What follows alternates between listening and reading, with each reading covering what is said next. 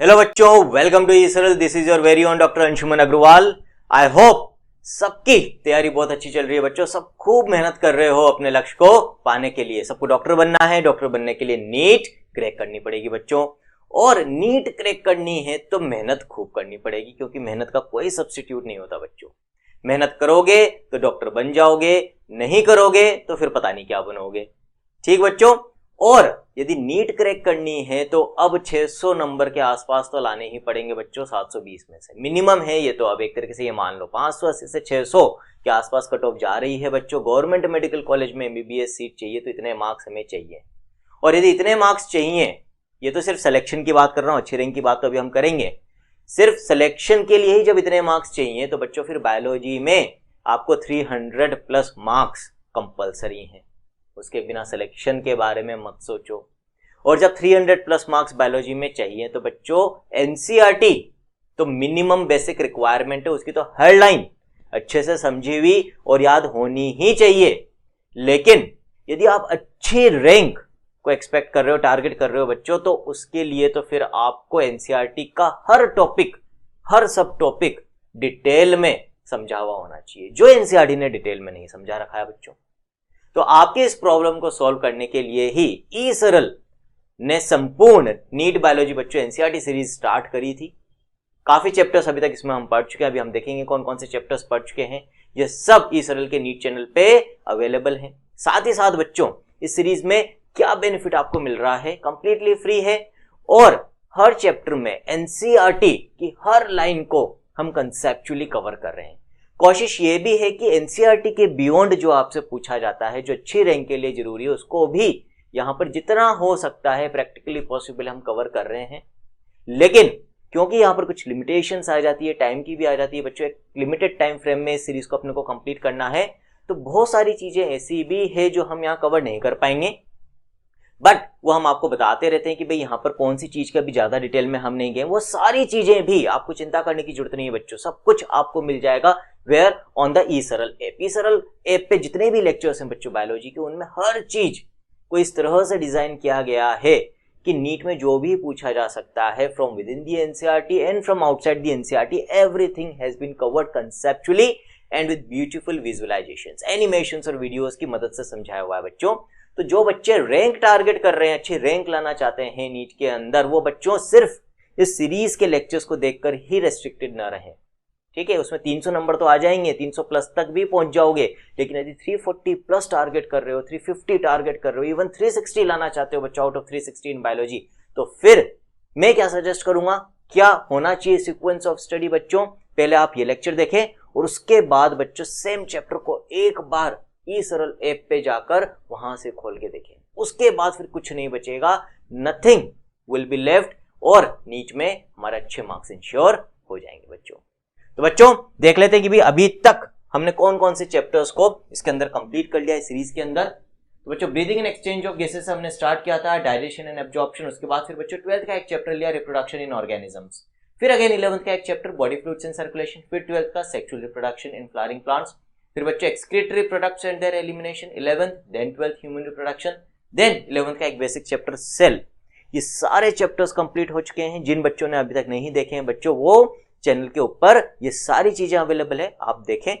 और फिर साथ ही साथ अब आज क्या स्टार्ट करने वाले हैं बच्चों, हम बायोमोलिक्यूल्स। अगेन एक इंपॉर्टेंट चैप्टर है नीट पॉइंट ऑफ व्यू से, 2 से 3 क्वेश्चन हर साल पूछे जाते ही जाते हैं। ठीक बच्चों, और ये बाकी के चैप्टर्स के लिए भी एक बेस बनाता है, क्योंकि इसमें हम पढ़ते हैं कार्बोहाइड्रेट्स के बारे में, प्रोटीन्स के बारे में, न्यूक्लिक एसिड्स के बारे में, फैट्स के बारे में पढ़ते हैं, एंजाइम्स के बारे में पढ़ते हैं बच्चों, जिनकी अलग अलग जगह पर बात होती रहती है पूरी बायोलॉजी के अंदर। तो यदि ये चैप्टर अच्छे से किया हुआ होगा तो ऑटोमेटिकली बायोलॉजी स्ट्रांग हो जाती है बच्चों, आपकी कंसेप्ट्स क्लियर हो जाते हैं। बायोमोलिक्यूल्स वाले चैप्टर को भी हम 3 पार्ट्स में पढ़ेंगे बच्चों, रिलेटिवली बड़ा चैप्टर है, और कोशिश यही है कि हम एनसीईआरटी तो देखो कवर होगी, उसमें तो 1% भी डाउट नहीं है, each and every line of NCERT will be covered. लेकिन कोशिश ये रहेगी कि एनसीईआरटी के बियॉन्ड भी, क्योंकि यहां से क्वेश्चन आते हैं बच्चों, तो काफी चीजें आपको बता दें। जो चीजें यहाँ पे कवर नहीं होगी उसकी भी चिंता नहीं करनी है, क्योंकि अपनी ईसरल ऐप के लेक्चर्स में वो चीजें आपको मिल जाएगी बच्चों। तो without wasting much time start करते हैं चैप्टर बायोमोलिक्यूल्स।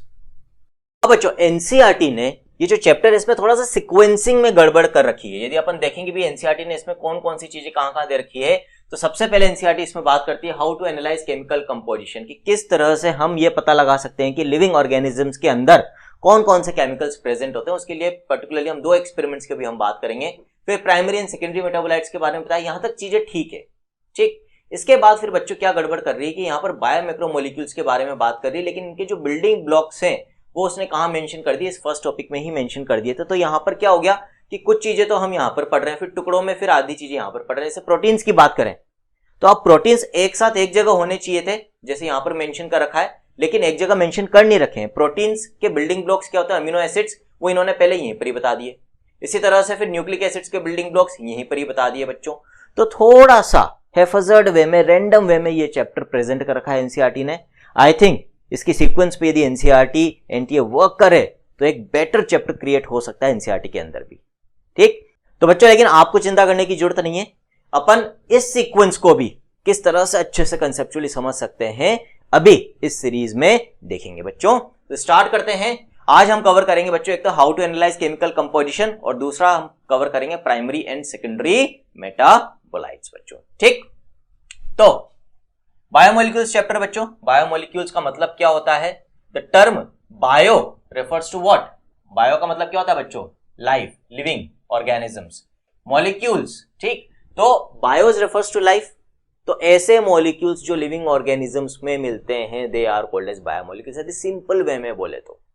फिर लेकिन एनसीईआरटी ने इस डेफिनेशन को थोड़ा सा रिस्ट्रिक्टेड वे में प्रेजेंट कर रखा है कि all carbon containing compounds which are found in living organisms are termed as biomolecules. बच्चों ये भी आगे आ जाएगी, तो ये डेफिनेशन अपने को याद रखनी है क्योंकि एनसीईआरटी ने दे रखी है। अब जो फर्स्ट पैराग्राफ है बच्चों, इसमें जो काम की लाइनें हैं, शुरुआत में कुछ नहीं दे रखा, आपको ऐसे बता रखा है कि भाई जो अलग अलग एलिमेंट्स हैं, केमिकल्स हैं, वो लिविंग में मिलने वाले और लिविंग ऑर्गेनिजम्स के अंदर मिलने वाले एलिमेंट्स में। और यहाँ पर अल्टीमेटली कंक्लूजन क्या निकला है वो अपन यहाँ पर मार्क कर लेंगे बच्चों। All the elements present in a sample of earth's crust are also present in a sample of living tissue. तो यहां पर इस पैराग्राफ का कंक्लूजन ये निकलता है बच्चों कि जितने भी एलिमेंट्स और केमिकल्स हमें नॉन लिविंग ऑब्जेक्ट्स के अंदर मिलते हैं, ऑलमोस्ट वो सारे एलिमेंट्स और केमिकल्स हमें लिविंग ऑर्गेनिजम्स के अंदर भी मिल जाएंगे। जैसे अर्थ क्रस्ट के अंदर जितने भी एलिमेंट्स हैं वो ऑलमोस्ट सभी किसके अंदर मिलते हैं? हमें लिविंग टिश्यू में भी मिलते हैं। हाउएवर, लेकिन फिर डिफरेंस क्या है? However a closer examination reveals that the relative abundance of carbon and hydrogen with respect to other elements is higher in any living organism than in earth's crust। Difference ये है कि अलग अलग elements की जो relative abundance होती है, amount होता है, वो नॉन लिविंग ऑब्जेक्ट्स और लिविंग ऑर्गेनिजम्स में अलग अलग होता है। फॉर एग्जांपल कुछ पर्टिकुलर एलिमेंट जैसे कार्बन, हाइड्रोजन, ऑक्सीजन, ये चीजें लिविंग ऑर्गेनिजम्स में ज्यादा मिलती है, नॉन लिविंग ऑब्जेक्ट्स में कम मिलती है। और कुछ दूसरे एलिमेंट्स जैसे अभी हम देखेंगे सिलिकॉन, वो नॉन लिविंग ऑब्जेक्ट्स में आपको ज्यादा मिलेगा in comparison to living organisms. आगे बच्चों बात समझ में? फर्स्ट पैराग्राफ में सिर्फ ये लाइनें जो अपन ने मार्क करी ये पढ़नी है आपको। इस तरह से आगे भी अपन मार्क करते जाएंगे। जो जो चीजें मैं मार्क कर रहा हूं वो आपको पढ़नी है। जहां पर ज्यादा इंपॉर्टेंट है वो भी अपन मार्क करेंगे बच्चों। जहां पर कुछ नोट डाउन करने की जरूरत है वो भी मैं यहाँ पर मेंशन करूंगा। ये सारी चीजें आपको साथ के साथ समझते हुए अपनी एनसीईआरटी के अंदर नोट डाउन, मार्क डाउन करते हुए चलनी है। कुछ छूट जाता है आपका तो उसकी भी चिंता नहीं करनी। जो अपन यहाँ पर मार्किंग कर रहे हैं, जब ये चैप्टर खत्म हो जाएगा तो इसकी ये मार्क पीडीएफ जो मैं मार्क कर रहा हूं आपको ईसरल ऐप पे इस सीरीज के कोर्स के अंदर अवेलेबल हो जाएगी बच्चों। अब आगे बढ़ते हैं बच्चों। अब यहाँ पर जो पहला टॉपिक दे रखा है इन्होंने बच्चों, वो क्या दे रखा है? How to analyse chemical composition. किसकी केमिकल कंपोजिशन एनालाइज कर रहे हैं बच्चों? अपन लिविंग टिश्यू की केमिकल कंपोजिशन को एनालाइज करेंगे। अब यहां पर पहले मैं आपको एक्सप्लेन कर देता हूं कि वो कौन सा एक्सपेरिमेंट है जिसके थ्रू हम ये केमिकल कंपोजिशन एनालाइज करते हैं, और फिर हम एनसीईआरटी ने उसके बारे में क्या लिख रखा है वो देखेंगे। इस अप्रोच से चीजें करना बहुत आसान हो जाता है। अभी जो मैं फ्लो चार्ट बनाऊंगा यदि वो आप याद कर लोगे तो ये एक्सपेरिमेंट कभी जिंदगी में नहीं भूलने वाले हो। समझ लो बस एक बार इसको। करते क्या है बच्चों, हमें लिविंग टिश्यू की केमिकल कंपोजिशन एनालाइज करनी है, पता करनी, तो उसके लिए पहले तो लिविंग टिश्यू लेना पड़ेगा। ले लिया लिविंग टिश्यू का कोई सा भी एक पीस, फिर उसको क्या करना है बच्चों, हमें एक पर्टिकुलर एसिड के साथ मिक्स करना है, दैट इज ट्राइक्लोरोएसिटिक एसिड। तो क्या करेंगे, हम एक लिविंग टिश्यू ले रहे हैं, इस लिविंग टिश्यू के पीस को हम मिक्स कर रहे हैं किसके साथ? CCl3COOH, that is trichloroacetic acid. दोनों को मिक्स करने के बाद बच्चों हम क्या करेंगे, पेस्टल एंड मोर्टार, जैसे घर पे मसाला पीसने के लिए हमाम दस्ता होता है बच्चों किचन के अंदर, वैसे ही केमिस्ट्री लेबोरेटरी के अंदर पेस्टल एंड मोर्टार होता है, उसकी मदद से हम इनको ग्राइंड करेंगे। ठीक है, ग्राइंड करेंगे। ग्राइंड करेंगे तो क्या होगा बच्चों, एक semi liquid semi solid slurry like material बन जाएगा बच्चों, पेस्ट बन जाएगा। ठीक है, जिसको हम छान सकते हैं। तो grind with pastel and mortar. और जब इसको ग्राइंड कर लेंगे तो हमें एक स्लरी मिल जाएगी।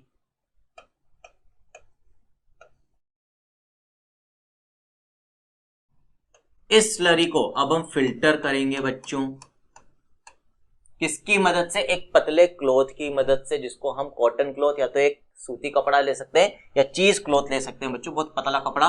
तो फिल्टर विद चीज और कॉटन क्लॉथ। क्लॉथ से फिल्टर करना है, चीज से नहीं, चीज क्लॉथ यानी पतला कपड़ा। ठीक है, फिर बच्चों जब हम फिल्टर करेंगे तो क्या होगा, अब ये जो स्लरी है, जब मैं एक पतले कपड़े से इसको छानूंगा तो जो चीजें एसिड में, इसमें अपन ने एसिड सॉल्यूशन लिया था मिक्स करने के लिए बच्चों, ट्राइक्लोरोएसिटिक एसिड का सॉल्यूशन, तो जो चीजें इस लिविंग टिश्यू की उस एसिड सॉल्यूशन में सोल्यूबल होगी वो तो छन के नीचे चली जाएगी, फिल्टर हो जाएगी।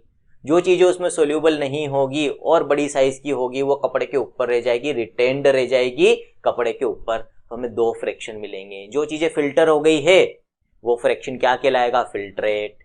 जो नहीं हुई है, जो कपड़े के ऊपर रिटेंड रह गई है, वो क्या कहलाएगा बच्चों, रिटेंटेड फ्रैक्शन। तो यहां पर दो फ्रैक्शन हमें मिल जाएंगे बच्चों। कौन कौन से मिलेंगे, एक हमें मिलेगा रिटेंटेड,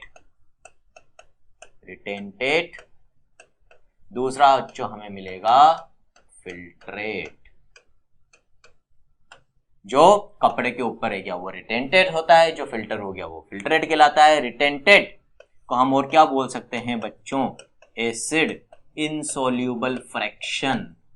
क्यों, क्योंकि वही चीजें कपड़े के ऊपर रहेगी जो उस एसिड सॉल्यूशन में सोल्यूबल नहीं थी, जबकि जो सोल्यूबल थी वो तो फिल्टर हो जाएगी। तो फिल्ट्रेट वाले फ्रैक्शन को हम क्या बोल सकते हैं बच्चों, एसिड सोल्यूबल फ्रैक्शन।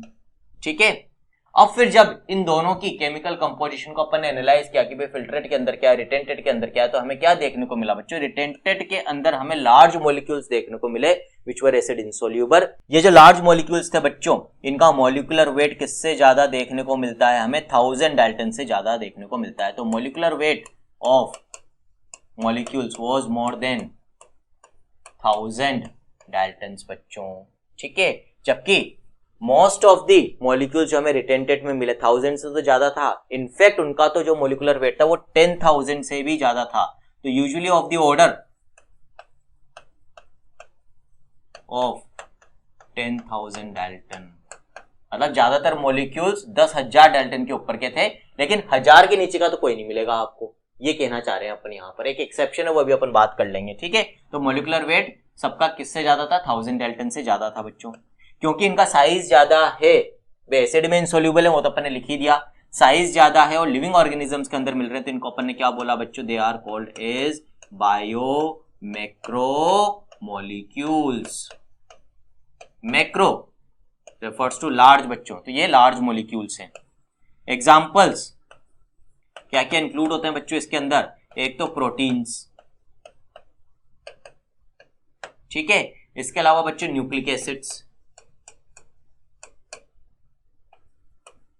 फिर कार्बोहाइड्रेट्स में भी कॉम्प्लेक्स कार्बोहाइड्रेट्स जिनको अपन कहते हैं पॉलीसेकेराइड्स, ये सब हमें इसके अंदर मिलते हैं। इन सबका जो मॉलिक्यूलर वेट है बच्चों वो 1000 से तो ज्यादा होता है। इनफैक्ट यूजुअली इन सभी का मॉलिक्यूलर वेट 10,000 डाल्टन से ज्यादा देखने को मिलता है। These all are biomacromolecules. अब यहां पर एक एक्सेप्शन है, एक एक्सेप्शन है बच्चों, और वो एक्सेप्शन क्या है, वो एक्सेप्शन है बच्चों लिपिड्स यानी कि फैट्स। क्या एक्सेप्शन है ये बच्चों, जो लिपिड्स या फैट्स होते हैं इनका मॉलिक्यूलर वेट यूजुअली 1000 डाल्टन से कम होता है। मतलब ये मैक्रो मॉलिक्यूल की कैटेगरी में नहीं आते, छोटे मॉलिक्यूल्स की कैटेगरी में आते हैं। माइक्रो तो फिर किस में मिलने चाहिए थे बच्चों, तो फिल्टर हो जाने चाहिए थे क्लॉथ के थ्रू, क्योंकि छोटे मॉलिक्यूल से फिल्टरेट में मिलने चाहिए थे, लेकिन नहीं मिलते। क्यों? क्योंकि साइज तो छोटी है, मोलिकुलर वेट तो कम है, but they are acid insoluble, they are non polar substances, they are not water soluble, और एसिड सॉल्यूशन के अंदर सोल्यूबल नहीं है बच्चों। जो एसिड सॉल्यूशन वो एक्वस मीडियम में ही तो है। तो because of their non polar nature, lipids are found in the retentate. Lipids are not strictly macromolecules. इनको हम मैक्रोमोलिक्यूल्स नहीं बोल सकते बच्चों। क्यों? क्योंकि इनका मोलिकुलर वेट कम होता है 1000 डाल्टन से, but still they are found in retentate, but found in retentate because of non polar nature. आ गई बात समझ में बच्चों? This is the reason why lipids are found in retentate. ये एक एक्सेप्शन है। वैसे तो सिर्फ मैक्रोमोलिक्यूल्स मिलते हैं, लेकिन लिपिड्स भी मिल जाएंगे जिनको स्ट्रिक्टली मैक्रोमोलिक्यूल नहीं माना जाता, जो कि माइक्रोमोलिक्यूल की कैटेगरी में आते हैं। इनफैक्ट बच्चों, ये जो तीनों अपन ने यहां पर लिखे हैं नाम, प्रोटीन्स, न्यूक्लिक एसिड्स और polysaccharides, these all three are also called as polymers, क्योंकि ये लार्ज मॉलिक्यूल्स हैं और बहुत सारे छोटी छोटी यूनिट्स के रिपीटिशन से बनते हैं। बहुत सारी छोटी यूनिट्स जब आपस में मिल जाती तब ये बनते हैं। ऐसी छोटी यूनिट्स जो बड़े बड़े पॉलीमर्स बनाती हैं उनको हम कहते हैं बच्चों मोनोमर्स। जैसे प्रोटीन्स के मोनोमर्स क्या? Amino acids. पॉलीसेकेराइड्स की क्या है? मोनोसेकेराइड्स। न्यूक्लिक एसिड्स की क्या है? न्यूक्लियोटाइड्स। यही सारी चीजें इस चैप्टर में हम पढ़ने वाले हैं बच्चों। तो क्वेश्चन यदि आ जाए कि क्या लिपिड्स पॉलीमर्स हैं? लिपिड्स पॉलीमर्स नहीं है बच्चों, रिलेटिवली छोटे मोलिक्यूल्स हैं। लेकिन प्रोटीन्स, पॉलीसेकेराइड्स और न्यूक्लिक एसिड्स आर पॉलीमर्स। ये तीनों मैक्रोमोलिक्यूल्स भी हैं, लिपिड्स मैक्रोमोलिक्यूल्स नहीं हैं। और ये सारी चीजें अपने को रिटेंटेड में मिलती है। फिल्ट्रेट में क्या मिलेगा वो देख लेते हैं बच्चों। फिल्ट्रेट में हमें जो मॉलिक्यूल्स मिलेंगे उनका मॉलिक्यूलर वेट और साइज कम होता है बच्चों, usually less than what 800 Dalton's, ठीक है, या फिर 1000 डाल्टन्स भी आप कर सकते हो बच्चों। एनसीईआरटी ने एक्चुअली दो जगह अलग अलग वैल्यूज मेंशन करी है, एक जगह 800 करी है, एक जगह 1000 करी है। जो ज्यादा बेटर क्राइटेरिया होता है बच्चों फॉर डिफाइनिंग माइक्रोमोलिक्यूल्स वो होता है कि भाई जिनका मॉलिक्यूलर वेट लेस देन 1000 है दे ऑल आर माइक्रोमोलिक्यूल्स, जिनका अबव 1000 है दे ऑल आर मैक्रोमोलिक्यूल्स, ठीक है। बाकी एनसीईआरटी ने इस वाले एक्सपेरिमेंट में ये मेंशन करा है कि भाई जो माइक्रोमोलिक्यूल्स होते हैं जो हमें फिल्ट्रेट में मिलते हैं यूजुअली उनका मॉलिक्यूलर वेट 18 से 800 डाल्टन के बीच में होता है, they are called as micromolecules. और इस फ्रैक्शन में थाउजेंड्स ऑफ डिफरेंट केमिकल्स देखने को मिलते हैं। एक तो सारे के सारे बिल्डिंग ब्लॉक्स इन सारे पॉलीसेकेराइड्स के, न्यूक्लिक एसिड्स के, प्रोटीन्स के, इन सबके बिल्डिंग ब्लॉक्स तो इसके अंदर मिलेंगे ही सही। जैसे एग्जांपल अमीनो एसिड्स, इसके अलावा बच्चों फिर मोनोसेकेराइड्स, मोनोसेकेराइड्स के अलावा फिर नाइट्रोजनस बेसेस जो न्यूक्लिक एसिड बनाते हैं बच्चों, एक्सेट्रा। इसके अलावा भी बहुत सारे बच्चों इनऑर्गेनिक कंपाउंड्स भी इस वाले फ्रैक्शन के अंदर देखने को मिलते हैं। तो ये एक्सपेरिमेंट एनसीईआरटी ने दे रखा है सबसे पहले for the analysis of chemical composition of a living tissue. समझा दिया बच्चों मैंने अब आपको। अब हम पढ़ सकते हैं कि भाई एनसीईआरटी ने क्या बोला है। अब चीजें बहुत आसान हो जाएगी, ठीक है बच्चों। So we can continue asking in the same way, what type of organic compounds are found in living organisms, how does one go about finding the answer. Mark करने की जरूरत नहीं, इंपॉर्टेंट लाइनें नहीं है, अगली बार पढ़ने की जरूरत नहीं है आपको जब घर पे पढ़ो। To get an answer one has to perform a chemical analysis, we can take, अब यहां से स्टार्ट हो रहा है बच्चों, यहां से मार्क करेंगे, we can take any living tissue, कोई सा भी टिश्यू ले सकते हैं बच्चों, कोई वेजिटेबल का पीस ले लो, पीस ऑफ लिवर ले लो, etcetera, and grind it in trichloroacetic acid solution using a mortar and a pestle. समझा दिया मैंने। We obtain a thick slurry, एक स्लरी मिलती है, फिर उसका क्या करते हैं बच्चों अपन, उस स्लरी को अपन फिल्टर करते हैं। If you were to strain this through a cheesecloth और कॉटन क्लॉथ के थ्रू फिल्टर करेंगे, we would obtain two fraction, दो फ्रैक्शन हमें मिलते हैं बच्चों। एक को हम कहते हैं फिल्ट्रेट और दूसरा क्या कहलाता है बच्चों, रिटेंटेड कहलाता है। जो फिल्ट्रेट है उसको हम एसिड सोल्यूबल पूल भी कहते हैं या फ्रैक्शन कहते हैं, एंड द सेकंड द रिटेंटेड और द एसिड इनसोल्यूबल फ्रैक्शन भी कहलाता है बच्चों, ठीक है। Scientists have found thousands of organic compounds in the acid soluble pool, में बहुत सारे ऑर्गेनिक कंपाउंड्स देखने को मिलते हैं बच्चों, साथ में कुछ इनऑर्गेनिक में मिल जाएंगे।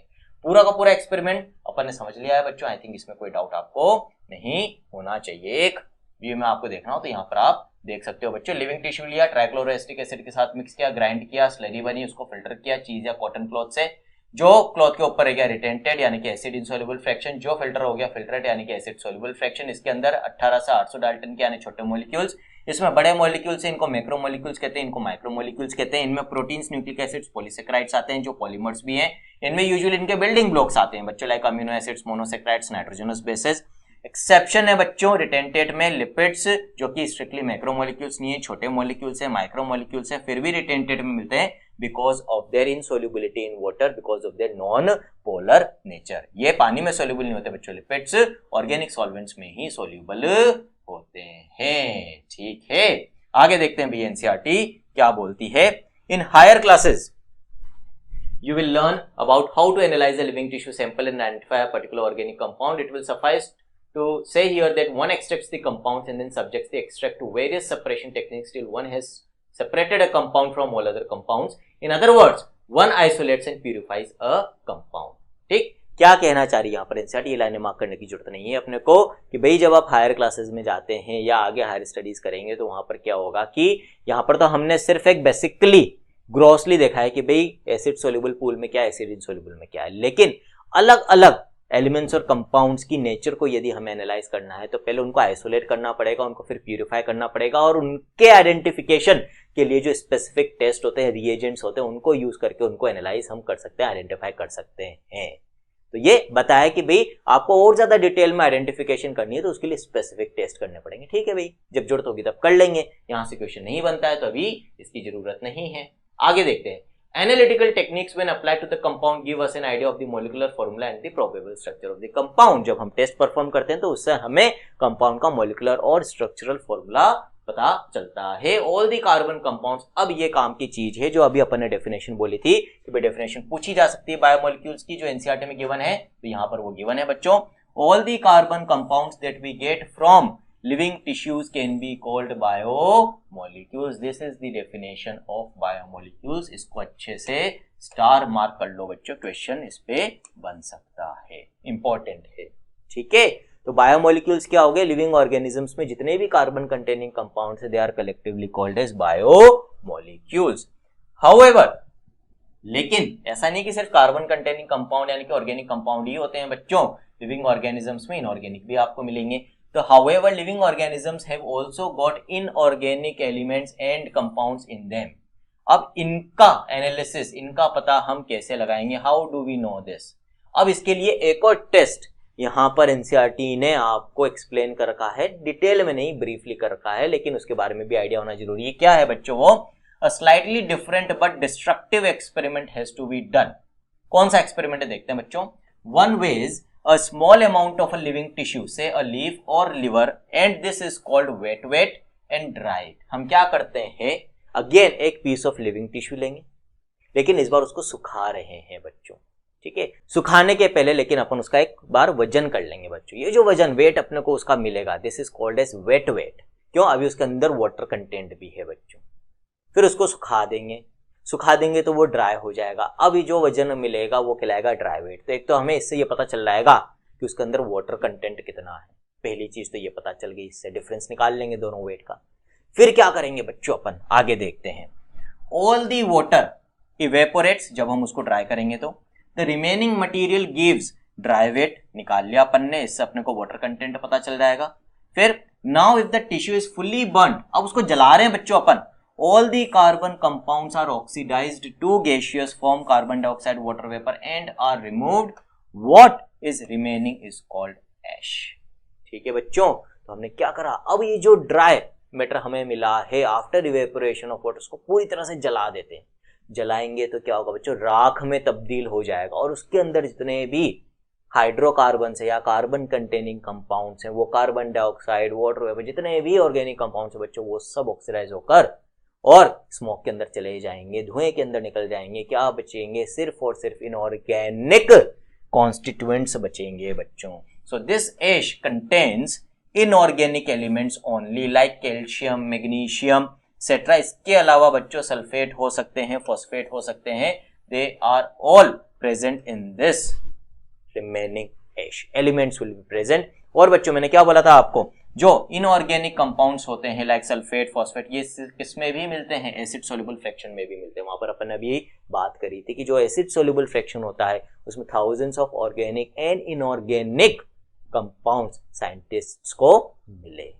इस तरह से बच्चों हम ऑर्गेनिक कंपोजिशन और इनऑर्गेनिक कंपोजिशन दोनों का पता लगा सकते हैं इन अ लिविंग टिश्यू। दो एक्सपेरिमेंट्स अपन ने देखे हैं, एक ट्राइक्लोरोएसिटिक एसिड वाला और दूसरा एश एनालिसिस, जिसमें हम राख का, एश का एनालिसिस कर रहे हैं फॉर इनऑर्गेनिक कंपोजिशन बच्चों, ठीक है। Therefore, elemental analysis gives elemental composition of living tissues in the form of hydrogen, oxygen, chlorine, carbon, etc.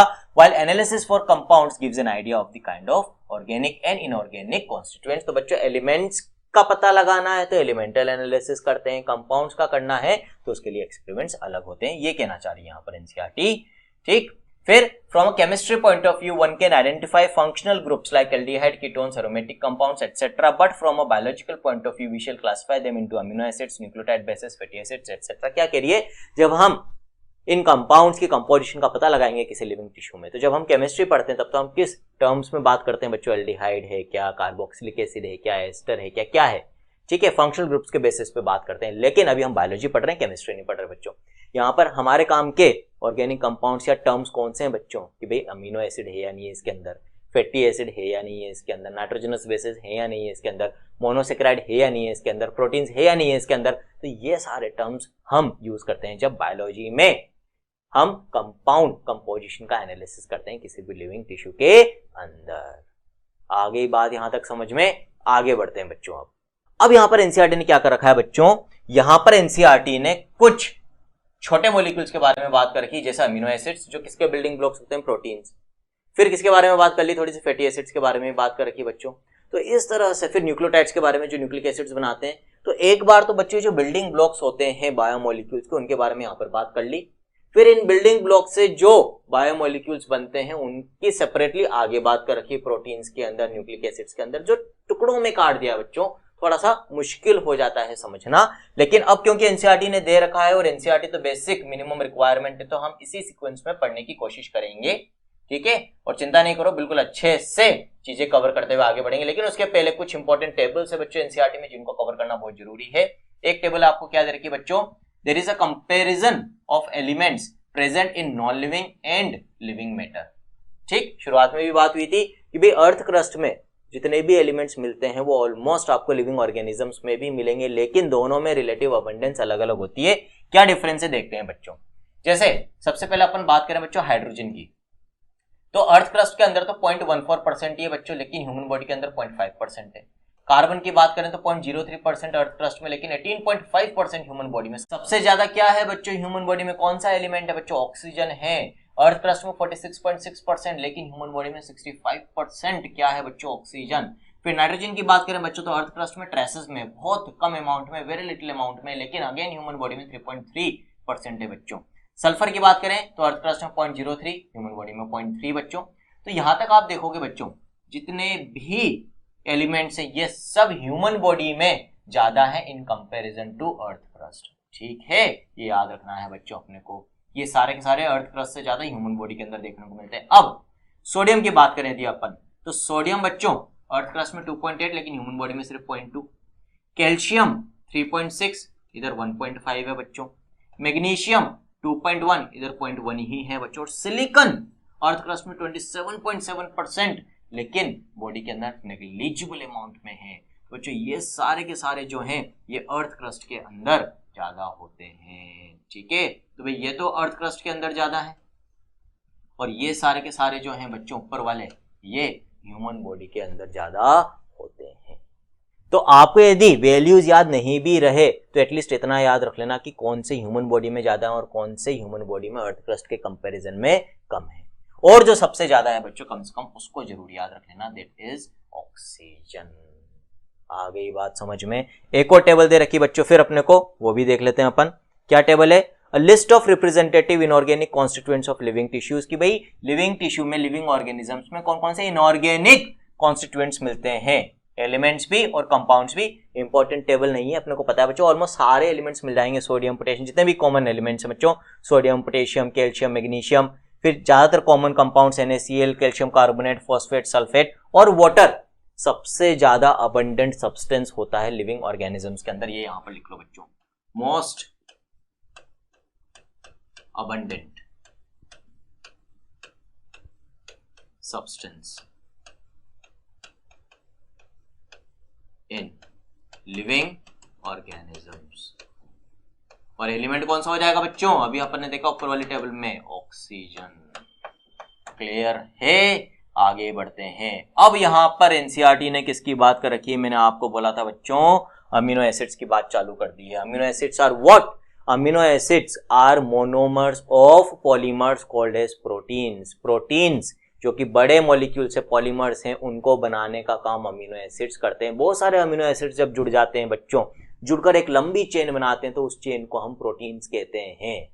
Proteins कौन से फ्रैक्शन के अंदर देखने को मिले थे हमें, रिटेंटेड या फिल्ट्रेट, रिटेंटेड के अंदर। इसका मतलब उनका मोलिकुलर वेट और साइज ज्यादा होता है, plus they are also called as polymers. बच्चों यहां तक समझ में आया, proteins are important constituents of living organisms. ज्यादा डिटेल में आगे पढ़ेंगे, अभी हम उनके बिल्डिंग ब्लॉक्स के बारे में बात कर लेते हैं, जिनको हम क्या कहते हैं बच्चों, अमीनो एसिड्स। क्या होते हैं amino acids, these are organic compounds containing an amino group, an acidic group is substituents on the same carbon, that is the alpha carbon, hence they are called alpha amino acids। तो बच्चों जो amino acids हमारी body में living organisms में proteins बनाने का काम करते हैं उनको हम अल्फा अमीनो एसिड्स कहते हैं, या उनको हम एक और नाम बोल सकते हैं बच्चों, they are also called as substituted मीथेन्स।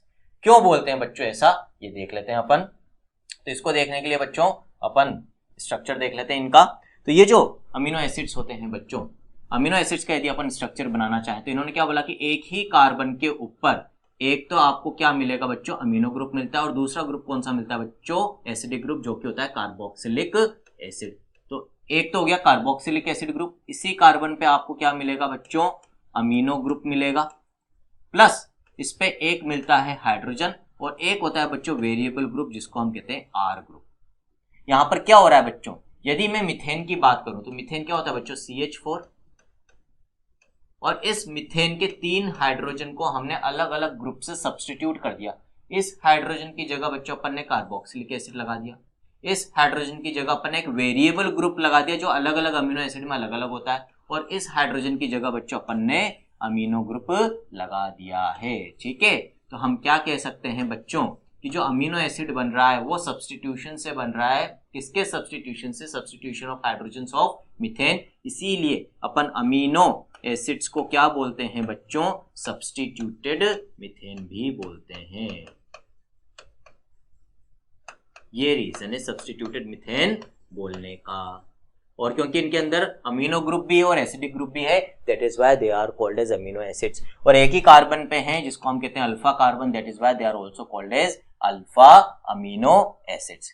अब जैसे जैसे ये आर ग्रुप आप चेंज करते जाओगे, different type of amino acids बनते जाते हैं बच्चों। More than 300 type of amino acids are known in nature, but in 300 में से सिर्फ 20 अमीनो एसिड, 20 अमीनो एसिड्स ही ऐसे होते हैं जो लिविंग ऑर्गेनिजम्स में प्रोटीन्स को बनाने के काम में आते हैं बच्चों।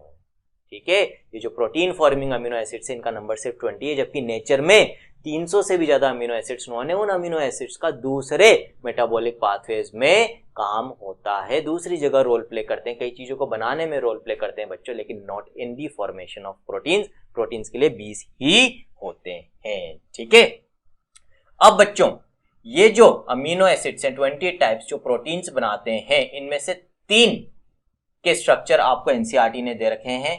जो सिंपलेस्ट होता है ग्लाइसिन, फिर एक दे रखा है एलिनिन, और फिर एक दे रखा है सेरीन। अभी उन सबके स्ट्रक्चर अपन देखेंगे, पहले देख लेते हैं एनसीईआरटी आगे क्या बोलती है बच्चों।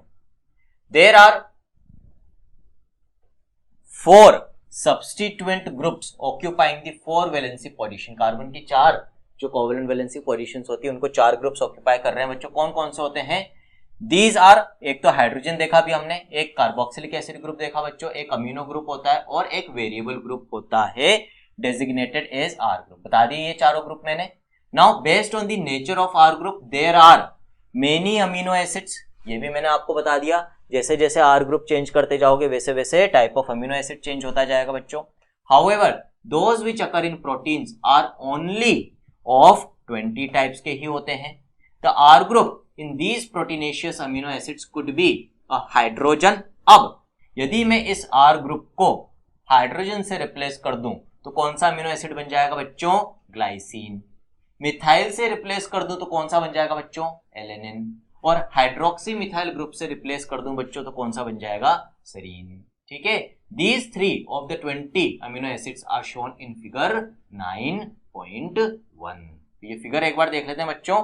इस फिगर के अंदर ये तीनों अमीनो एसिड्स आपको दे रखे हैं। कहां पर दे रखे हैं? ये रहे बच्चों। तो देखो, ये कार्बोक्सिलिक एसिड ग्रुप, ये तो हर अमीनो एसिड के अंदर आपको मिलेगा ही मिलेगा। फिर एक अमीनो ग्रुप भी मिलेगा बच्चों, एक हाइड्रोजन भी मिलेगा। ये तीनों तो इसी तरह से रहते हैं। वेरिएबल कौन सा होता है? आर। अब आर की जगह यदि मैंने हाइड्रोजन लगा दिया बच्चों तो क्या बन गया? Glycine amino acid. फिर यहां पर भी देखो, ये तीनों तो सेम है, carboxylic acid group, amino group, hydrogen group. R को मैंने किससे रिप्लेस कर दिया है बच्चों? मिथाइल से, तो क्या बन गया? Alanine amino acid. और इसी आर को यदि मैं हाइड्रोक्सी मिथाइल ग्रुप से रिप्लेस कर दूंगा CH2OH, मिथाइल तो क्या होता है? CH3, उसमें हाइड्रोक्सिल ग्रुप जोड़ दिया तो हाइड्रोक्सी मिथाइल हो गया, तो फिर अमीनो एसिड क्या बन जाएगा बच्चों? सेरीन। तो ये तीनों अमीनो एसिड्स उन 20 में से हैं जो प्रोटीन बनाने का काम करते हैं। इन तीनों का स्ट्रक्चर क्योंकि एनसीईआरटी के अंदर गिवन है तो हमें भी याद होना चाहिए, क्वेश्चन के अंदर पूछा जा सकता है बच्चों। ठीक है, आगे देखते हैं एनसीईआरटी क्या बोलती है फिर। The chemical and physical properties of amino acids are essentially of the amino carboxyl and the R functional groups important है बच्चों। ये लाइन इसको स्टार मार्क कर लो कि भाई कौन सा अमीनो एसिड की प्रॉपर्टी क्या होगी, कौन सा अमीनो एसिड कैसे बिहेव करेगा, ये किसके ऊपर डिपेंड करता है? इन चार में से 3 ग्रुप्स के ऊपर। एक तो amino group, carboxyl group and the variable R group बच्चों। Now based on number of amino and carboxyl groups there are acidic amino acids, example glutamic acid, अभी हम बात करेंगे इसके बारे में। basic amino acids like lysine and neutral amino acids like valine बच्चों। तो यहाँ पर आपको क्लासिफिकेशन ऑफ अमीनो एसिड्स दे दी है, एक बार मैं लिख देता हूं, आप लोगों के लिए आसान हो जाएगा बच्चों। तो टाइप्स ऑफ अमीनो एसिड्स की यदि हम बात करें बच्चों, टाइप्स ऑफ अमीनो एसिड्स, तो 3 कैटेगरी में हम बेसिकली इनको डिवाइड कर सकते हैं। पहली बच्चों acidic category, acidic amino acids. इनके अंदर आपको याद क्या रखना है कि जो number of carboxylic acid group say that is more than the number of amino group. Amino group बच्चों बेसिक ग्रुप होता है, carboxylic acid group acidic group है। यदि दोनों बराबर नंबर में दोनों एक एक है तो फिर अमीनो एसिड न्यूट्रल हो जाएगा। यदि कार्बोक्सिलिक एसिड COH का नंबर NH2 से ज्यादा है, मान लो ये तो 2 है स्ट्रक्चर में, ये एक ही है, तो फिर एसिडिक हो जाएगा। और यदि ये ज्यादा है, ये 2 है और ये एक ही है, तो फिर वो अमीनो एसिड क्या कहलाएगा? बेसिक अमीनो एसिड कहलाएगा बच्चों। तो एसिडिक अमीनो एसिड में COH ज्यादा होता है, NH2 कम होता है बच्चों। Example glutamic acid. आपको एक नाम याद रखना है जो एनसीईआरटी ने दे रखा है, और दूसरा नाम याद रखना है बच्चों आपको एस्पार्टिक एसिड। फिर बेसिक अमीनो एसिड्स बच्चों, इनके अंदर क्या होगा? COOH से ज्यादा क्या होंगे बच्चों? NH2 होंगे। एग्जाम्पल जो आपको याद रखने हैं बच्चों, एक तो आपको दे रखा है एनसीईआरटी ने लाइजीन, इसके अलावा 2 और याद रख लो बच्चों, हिस्टिडीन और अर्जिनिन। और तीसरे बच्चों न्यूट्रल अमीनो एसिड्स होते हैं। इनमें जो COH का नंबर है वो किसके बराबर होगा बच्चों? NH2, दोनों बराबर होंगे। सिर्फ 2 ही ग्रुप्स आपको कंसिडर करने हैं बच्चों। बायोलॉजी की जहां तक बात हो रही है, केमिस्ट्री में थोड़ा आप डिटेल में जाते हैं, वहां पर कुछ और क्राइटेरिया होते हैं for deciding acidic and basic amino acids. लेकिन बायोलॉजी में नीच के अंदर जब क्वेश्चन आएगा तो आपको सिर्फ इन 2 ग्रुप्स को कंसिडर करना है। आप तो इतना सा देख लेना कभी COH ज्यादा है या NH2 ज्यादा है। COH ज्यादा एसिडिक, NH2 ज्यादा है बेसिक, और दोनों बराबर है तो न्यूट्रल अमीनो एसिड्स। का जो एग्जांपल आपको दे रखा बच्चों वेलिन। तो ऊपर जो अपन ने मेंशन करे उन सबको छोड़कर जितने भी अमीनो एसिड्स हैं उन 20 में से वो सारे किस कैटेगरी में आ जाएंगे बच्चों? न्यूट्रल अमीनो एसिड्स की कैटेगरी में आ जाएंगे।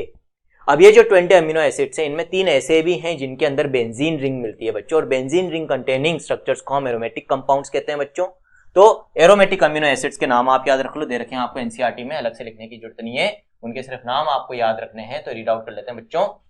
Similarly there are aromatic amino acids, 3 ही होते हैं, टायरोसिन होता है, फिनाइल एलेनिन होता है और ट्रिप्टोफैन होता है बच्चों, इंपॉर्टेंट है, मार्क कर लो, क्वेश्चन बहुत फ्रिक्वेंटली पूछा जाता है इस वाले पॉइंट से, ठीक है।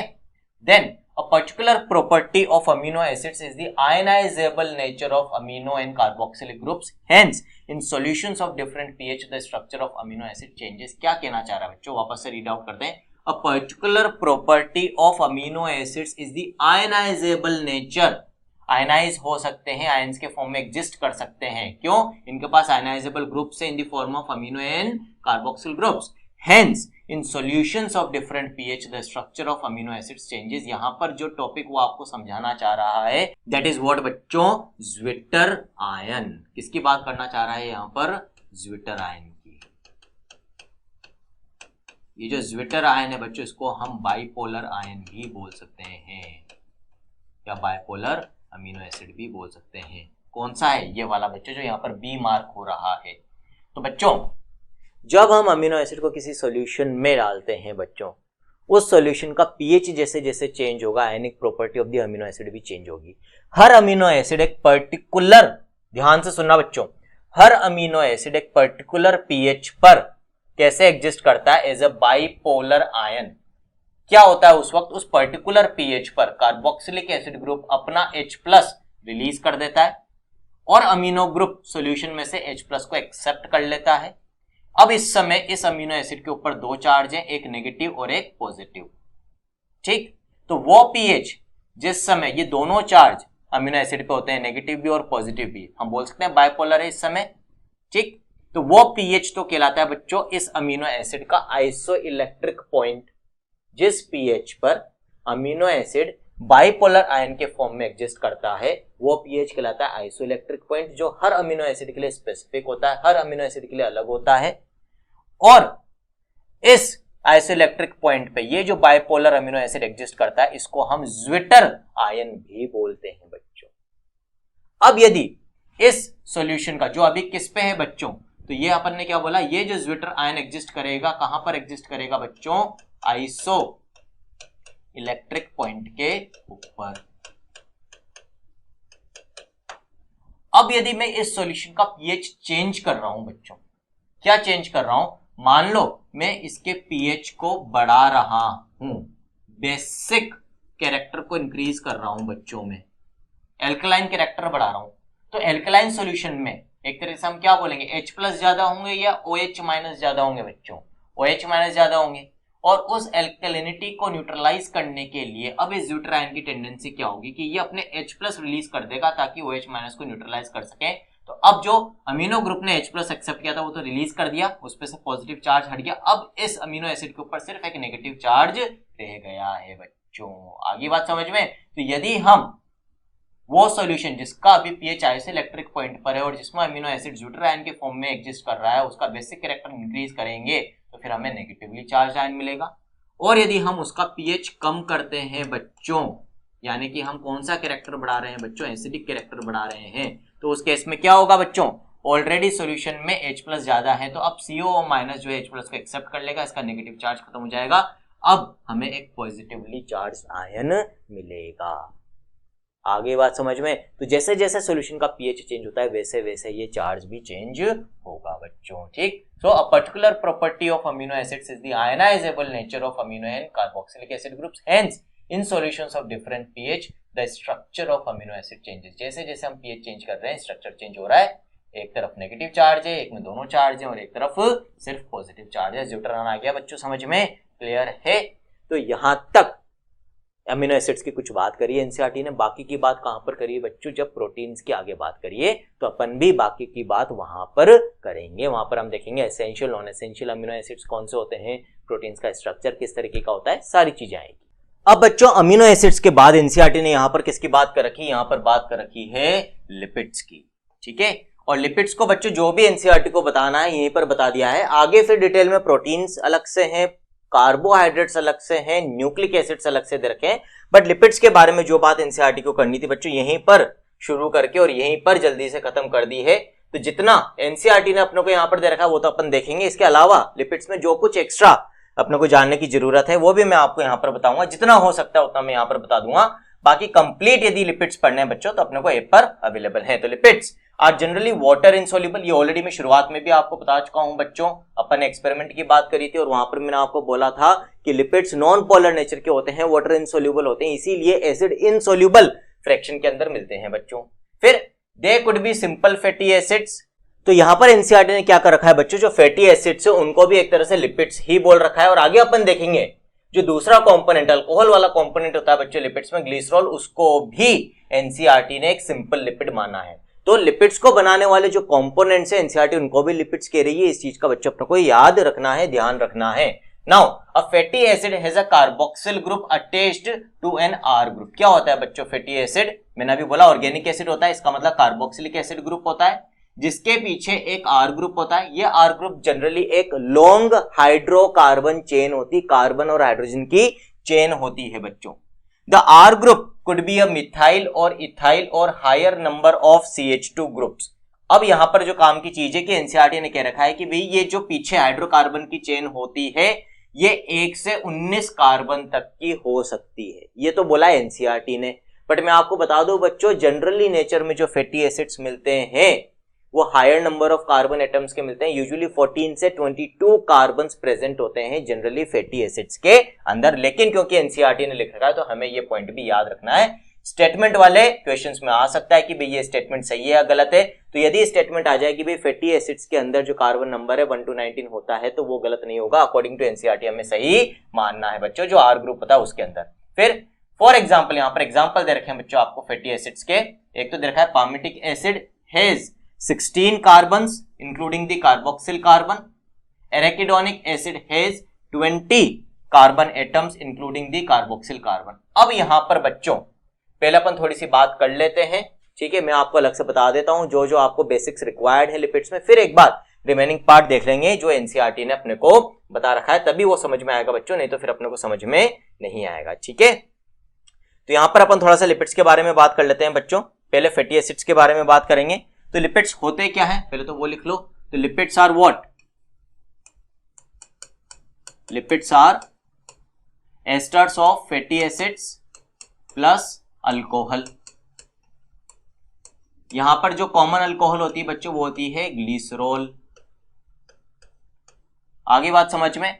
अब अपन बात कर लेंगे बच्चों फैटी एसिड्स की। फैटी एसिड्स जो होते हैं these are carboxylic acids with long hydrocarbon chain. इतना तो एनसीईआरटी ने अपने को बता दिया, वहां पढ़ लिया, वापस से मैं नहीं लिखूंगा। अब बच्चों जो फैटी एसिड्स होते हैं इनको हम दो कैटेगरीज में डिवाइड कर सकते हैं। They are of 2 types. अभी एनसीईआरटी भी आगे बात करेगी बच्चों। एक तो होते हैं saturated fatty acids, saturated fatty acids जिनके अंदर जितने भी कार्बन कार्बन बॉन्ड होंगे बच्चों वो सारे सिंगल कोवलेंट बॉन्ड्स होंगे, डबल या ट्रिपल बॉन्ड्स नहीं होंगे। दूसरे होते हैं बच्चों अनसैचुरेटेड फैटी एसिड्स जिनमें या तो कार्बन कार्बन डबल बॉन्ड भी प्रेजेंट होगा या फिर कार्बन के बीच में ट्रिपल बॉन्ड एक या एक से ज्यादा हो सकता है। तो यदि किसी फैटी एसिड के चेन के अंदर किन्हीं भी 2 कार्बन के बीच में या तो डबल बॉन्ड हो या ट्रिपल बॉन्ड हो या दोनों हो, चाहे एक ही क्यों ना हो इनमें, ठीक है, चाहे एक ही डबल बॉन्ड क्यों ना हो, चाहे एक ही ट्रिपल बॉन्ड क्यों ना हो, फिर हम उसको किस कैटेगरी में रख देंगे बच्चों, हम उसको रख देंगे अनसैचुरेटेड फैटी एसिड की कैटेगरी के अंदर। सैचुरेटेड फैटी एसिड्स भी जो अपने को एग्जांपल याद रखने होते हैं बच्चों वो हैं 2 एग्जांपल्स। सैचुरेटेड फैटी एसिड्स के एग्जांपल अपने को याद रखने हैं। एक एग्जांपल तो कौन सा है बच्चों, पामिटिक एसिड, जिसके भी एनसीईआरटी ने बात करी थी, 16 कार्बन का पामिटिक एसिड। फॉर्मूला क्या होता है बच्चों इसका, C16H32O2, ठीक है। इसी तरह से एक और याद रखेंगे बच्चों आप, कौन सा, स्टीयरिक एसिड। स्टीयरिक एसिड इसका फॉर्मूला क्या होता है बच्चों, C18H36O2, ठीक है। अब बच्चों याद कैसे रखोगे इनके फॉर्मूले, आप याद रख सकते हो जनरल फॉर्मूला इनका CnH2nO2, 16 का 32, N हो गया 16 कार्बन का नंबर, N 2N हो गया H का नंबर, O2, ठीक है। इसको आप और कैसे लिख सकते हो, एक्चुअली ये क्या, carboxylic acid with long hydrocarbon chain. तो यहां पर बच्चों 15 कार्बन के हाइड्रोकार्बन चेन है, जैसे आप इसको कैसे लिखोगे, C15H31COOH, ये भी लिख सकता हूं मैं। तो कार्बोक्सिलिक एसिड के साथ 15 कार्बन के हाइड्रोकार्बन चेन जुड़ी हुई है। इसी तरह से इसमें 17 कार्बन के हाइड्रोकार्बन चेन जुड़ी हुई है बच्चों कार्बोक्सिलिक एसिड के साथ। General formula of saturated fatty acid क्या हो गया, CnH2nO2 where N is the number of carbon atoms. अब बच्चों जो अनसैचुरेटेड फैटी एसिड्स हैं उनके अंदर कौन कौन से एग्जांपल्स हमें याद रखने हैं। इंपॉर्टेंट है बच्चों, यहां से क्वेश्चन आता है क्योंकि एनसीईआरटी ने नहीं एक्सप्लेन कर रखा है डिटेल में आपको। तो यहां पर आप एग्जांपल याद रखोगे, एक तो ओलेइक एसिड, ठीक है बच्चों, एक आप याद रखोगे लिनोलेइक एसिड, एक याद रखोगे लिनोलेनिक एसिड, और एक याद रखोगे बच्चों एरेकिडोनिक एसिड।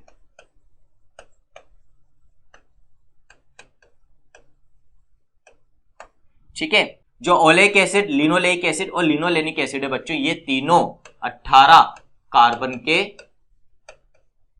फैटी एसिड्स हैं। कार्बन का नंबर कितना है बच्चों, एन कितना है, 18 है। लेकिन इनका जनरल फॉर्मूला ये नहीं होगा बच्चों, क्योंकि इनके अंदर डबल बॉन्ड है। ओलेइक एसिड के अंदर there is 1 double bond between carbon atoms, ठीक है। लिनोलेइक में बच्चों आपको 2 डबल बॉन्ड मिलेंगे, 2 carbon carbon double bonds. Linolenic में बच्चों आपको 3 कार्बन कार्बन डबल बॉन्ड्स मिलेंगे।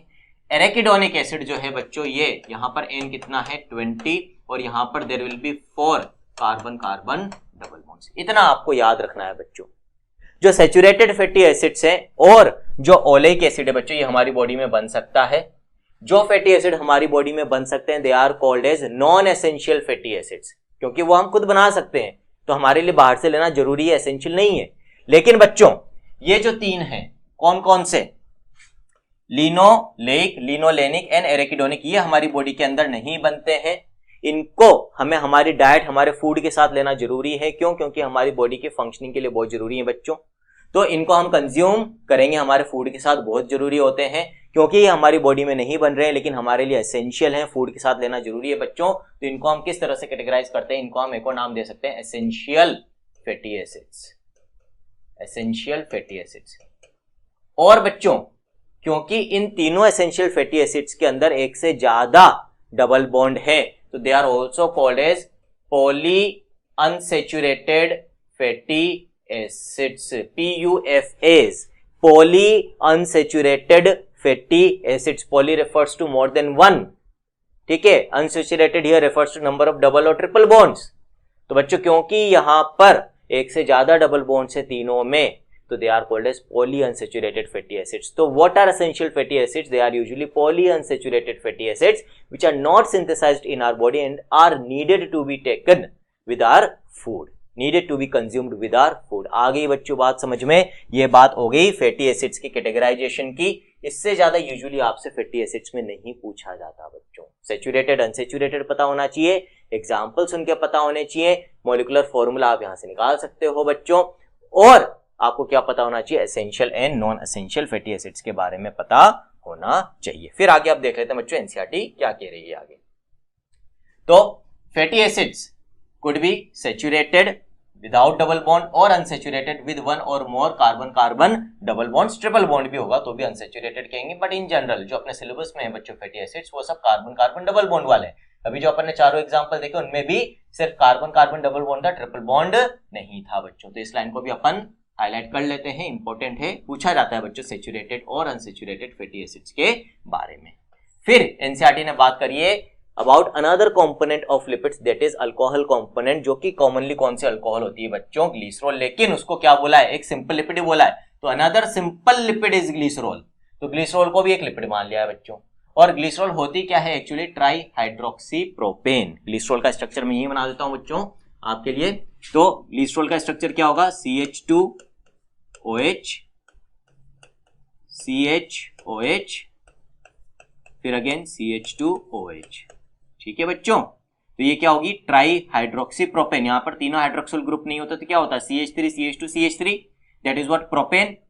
अब यहां पर हमने 3 हाइड्रोक्सिल ग्रुप लगा दिए, तो ये क्या हो गया, trihydroxypropane, that is actually glycerol. आ गई बच्चों बात समझ में? और जब फैटी एसिड्स और ग्लिसरॉल आपस में जुड़ते हैं बच्चों, तो क्या होता है, हर हाइड्रोक्सिल ग्रुप के साथ फैटी एसिड का कार्बोक्सिलिक एसिड ग्रुप रिएक्ट करेगा। अब यहां पर क्योंकि 3 हाइड्रोक्सिल ग्रुप हैं बच्चों, तो 3 फैटी एसिड एक ग्लिसरॉल मॉलिक्यूल के साथ जुड़ सकते हैं। जब एक फैटी एसिड जुड़ता है तो जो रिजल्टेंट लिपिड बनता है उसको हम कहते हैं बच्चों मोनोग्लिसराइड। 2 जुड़ जाते हैं तो उसको हम कहते हैं डाइग्लिसराइड।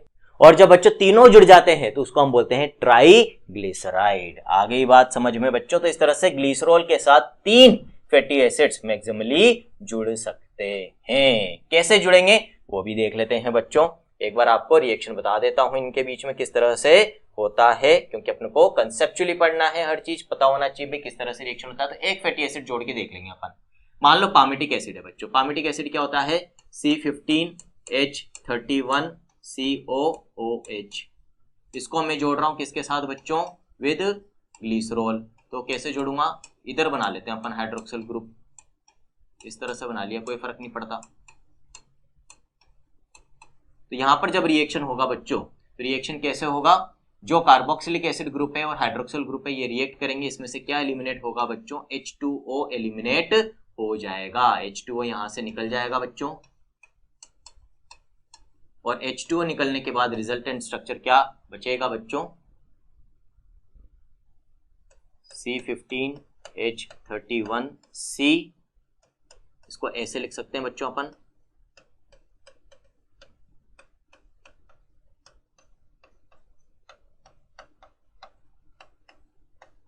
ये क्या है बच्चों? ये है एक मोनोग्लिसराइड, क्योंकि अभी एक मोनो रेफर्स टू वन, एक फैटी एसिड जुड़ा है बच्चों यहां पर। तो ये हो गया क्या? मोनोग्लिसराइड। इस तरह से यदि एक और जुड़ जाएगा तो डाइग्लिसराइड, एक और जुड़ जाएगा तो फिर क्या हो जाएगा बच्चों? ट्राइग्लिसराइड। तो यहां पर ये जो बॉन्ड है बच्चों COO बॉन्ड, ये COO बॉन्ड कौन सा बॉन्ड है बच्चों? This bond is actually what? This bond is ester bond. इसीलिए हमने क्या बोला बच्चों? Lipids are what? Esters of fatty acids and glycerol. Clear है बच्चों? तो केमिकली लिपिड्स क्या होते हैं समझ में आ गया अपने को, कैसे बनते हैं ये भी अपन ने अच्छे से देख लिया बच्चों। अब आगे पढ़ते हैं, क्या कहती है एनसीईआरटी? मेनली लिपिड्स है both glycerol and fatty acids. ठीक है बच्चों, here the fatty acids are found esterified with glycerol, ये भी मैंने आपको बता दिया। They can be then monoglycerides, diglycerides, triglycerides.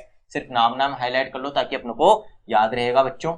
These are also called fats and oils। अब बच्चों ये जो लिपिड्स होते हैं इनको हम इनकी फिजिकल नेचर या स्टेट के बेसिस पे भी क्लासिफाई कर सकते हैं। जो रूम टेम्परेचर पे लिक्विड रहते हैं उनको अपन बच्चों ऑयल्स बोलते हैं, और जो सॉलिड रहते हैं उनको अपन क्या बोलते हैं बच्चों? हार्ड फैट्स भी बोलते हैं, सॉलिड फैट्स भी बोलते हैं बच्चों। ठीक, तो these are also called as fats and oils based on melting point। तो मेल्टिंग पॉइंट कम तो यूजुअली लिक्विड रहेंगे, ऑयल्स कहलाएंगे बच्चों। मेल्टिंग पॉइंट ज्यादा तो यूजुअली सॉलिड रहेंगे, फैट्स कहलाएंगे बच्चों। Oils have lower melting point, example gingerly oil, and hence remain as oil in winters। तो ऑयल्स की प्रॉपर्टी अपन यहां पर मार्क कर लेते हैं बच्चों। Now can you identify a fat from the market? Butter, घी। ठीक है, यूजुअली विंटर्स में सॉलिड रहते हैं, रूम टेम्परेचर पे सॉलिड रहते हैं बच्चों। Some lipids have phosphorus and a phosphorylated organic compound in them। Now this is important बच्चों। ठीक है, फॉस्फोलिपिड्स की बात कर रही है एनसीईआरटी। यहां पर क्या होते हैं फॉस्फोलिपिड्स? कुछ लिपिड्स में फॉस्फोरिक एसिड भी जुड़ा हुआ होता है बच्चों, या फिर फॉस्फोरस कंटेनिंग ऑर्गेनिक कंपाउंड्स जुड़े हुए होते हैं। ऐसे लिपिड्स को हम क्या बोलते हैं बच्चों? फॉस्फोलिपिड्स बोलते हैं। These are categorised under compound या कॉम्प्लेक्स लिपिड्स। बच्चों लिपिड्स को हम एक और तरह से क्लासिफाई कर सकते हैं as simple lipids and compound lipids. Simple lipids ऐसे लिपिड्स जिनमें सिर्फ लिपिड्स हैं, फैटी एसिड है और अल्कोहल है, इनके अलावा और कोई नॉन लिपिड कंपाउंड नहीं है। लेकिन यदि लिपिड कंपाउंड के साथ या सिंपल लिपिड के साथ कोई नॉन लिपिड कंपाउंड भी आकर जुड़ जाए, जैसे फॉस्फोरिक एसिड आकर जुड़ जाए बच्चों, तो फिर उसको हम क्या बोलेंगे? कंपाउंड लिपिड बोलेंगे। और फॉस्फोलिपिड भी कंपाउंड या कॉम्प्लेक्स लिपिड का एक एग्जांपल है बच्चों। अब ये जो फॉस्फोलिपिड्स हैं बहुत इंपॉर्टेंट रोल प्ले करते हैं बच्चों हमारी बॉडी में। क्यों? क्योंकि ये तो आप पढ़ते हो सेल बायोलॉजी में, हमारी जो सेल मेम्ब्रेन है उसके अंदर फॉस्फोलिपिड्स की बायलेयर मिलती है, और बिना सेल मेम्ब्रेन के तो हम सर्वाइव कर ही नहीं सकते बच्चों। सेल की आइडेंटिटी ही खत्म हो जाएगी, इंडिविजुअलिटी ही खत्म हो जाएगी, सेल सर्वाइव नहीं कर सकती विदाउट सेल मेम्ब्रेन बच्चों। ठीक है, तो सेल मेम्ब्रेन में होते हैं। इसके अलावा बच्चों हमारे नर्वस सिस्टम में एक स्ट्रक्चर होता है, एक सब्सटेंस होता है माइलिन शीथ, जो हमारे न्यूरॉन्स के एक्सॉन के ऊपर डिपॉजिट होता है बच्चों। That is also important for conduction of electrical impulses in our nervous system, और उस माइलिन शीथ की फॉर्मेशन में भी इन फॉस्फोलिपिड्स का रोल होता है बच्चों। इसके अलावा भी हमारी बॉडी में ये फॉस्फोलिपिड्स बहुत इंपॉर्टेंट कई अलग अलग फंक्शंस करते हैं, जो आप जैसे जैसे अलग अलग चैप्टर्स पढ़ोगे वहां पर आ जाएगा बच्चों। जैसे हम बात करते हैं सर्फेक्टेंट की, जब breathing and exchange of gases पढ़ते हैं वहां पर मैंने बताया भी है आपको बच्चों, वापस से देखना, चैनल पे है वो वाला वीडियो। ठीक है, इसी एनसीईआरटी सीरीज के अंदर, संपूर्ण सीरीज के अंदर बच्चों, तो वो सर्फेक्टेंट भी इन फॉस्फोलिपिड्स का बना होता है। वहां मैंने आपको बताया था लेसिथिन का बना होता है बच्चों। तो इस तरह से फॉस्फोलिपिड्स बहुत इंपॉर्टेंट होते हैं बच्चों। कहां मिलते हैं? They are found in cell membrane. ठीक है, और इनमें जो सबसे इंपॉर्टेंट फॉस्फोलिपिड है वो कौन सा बच्चों? लेसिथिन है। तो lecithin is one example of what? Phospholipid बच्चों। ठीक, न्यूरल टिश्यूज में मैंने आपको बता दिया ये फॉस्फोलिपिड्स आपको मिलेंगे। अब यहां पर जो काम की चीज है जो एनसीईआरटी ने नहीं बता रखी वो है बच्चों इस लेसिथिन का स्ट्रक्चर। तो लेसिथिन के अंदर क्या क्या होता है बच्चों वो लिख लो आप, इंपॉर्टेंट है। तो lecithin is what? A phospholipid, it is a phospholipid.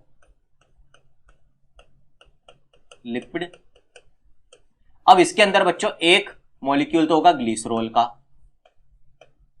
अब एक ग्लिसरॉल है तो इसके साथ 3 फैटी एसिड जुड़ सकते हैं, लेकिन 2 ही जुड़ेंगे बच्चों यहां पर। तो there will be 2 fatty acids, और इन 2 फैटी एसिड्स के बाद जो तीसरी जगह बाकी है हाइड्रोक्सिल ग्रुप जहां पर एक और फैटी एसिड जुड़ सकता था, वहां पर फैटी एसिड की जगह क्या जुड़ेगा बच्चों? एक फॉस्फोरिक एसिड जुड़ जाएगा यहां पर। इसी कारण से अब ये क्या कहलाएगा? फॉस्फोलिपिड। तो एक जनरल स्ट्रक्चर अपन बोले फॉस्फोलिपिड का तो क्या होता है? एक तो ग्लिसरॉल का मॉलिक्यूल, 2 फैटी एसिड्स और फिर एक फॉस्फोलिपिड, टोटल 4 मॉलिक्यूल हो गए। अब बच्चों लेसिथिन में पर्टिकुलरली क्या होता है? ये जो फॉस्फोरिक एसिड होता है इससे एक और ग्रुप जुड़ा हुआ होता है जिसको हम कहते हैं बच्चों कोलिन ग्रुप। एक और ऑर्गेनिक ग्रुप जुड़ा होता है कोलिन ग्रुप। जब ये कोलिन ग्रुप फॉस्फोरिक एसिड पे जुड़ जाएगा फॉस्फोलिपिड के, तो अब जो रिजल्टेंट फॉस्फोलिपिड होगा बच्चों उसको हम क्या बोलेंगे? उसको हम बोलेंगे लेसिथिन। इंपॉर्टेंट है बच्चों, जो सेल मेम्ब्रेन्स में भी मिलेगा, myelin sheath of neural tissue में भी मिलेगा, बहुत इंपॉर्टेंट होता है, सर्फेक्टेंट भी बनाता है बच्चों एल्वुलाई के बाहर। अब ये जो कोलिन ग्रुप है इसका स्ट्रक्चर आपसे पूछा जा सकता है बच्चों। तो इस कोलिन ग्रुप का स्ट्रक्चर क्या होता है वो मैं आपको बनाकर बता देता हूं यहां पर। तो बच्चों इस कोलिन ग्रुप के अंदर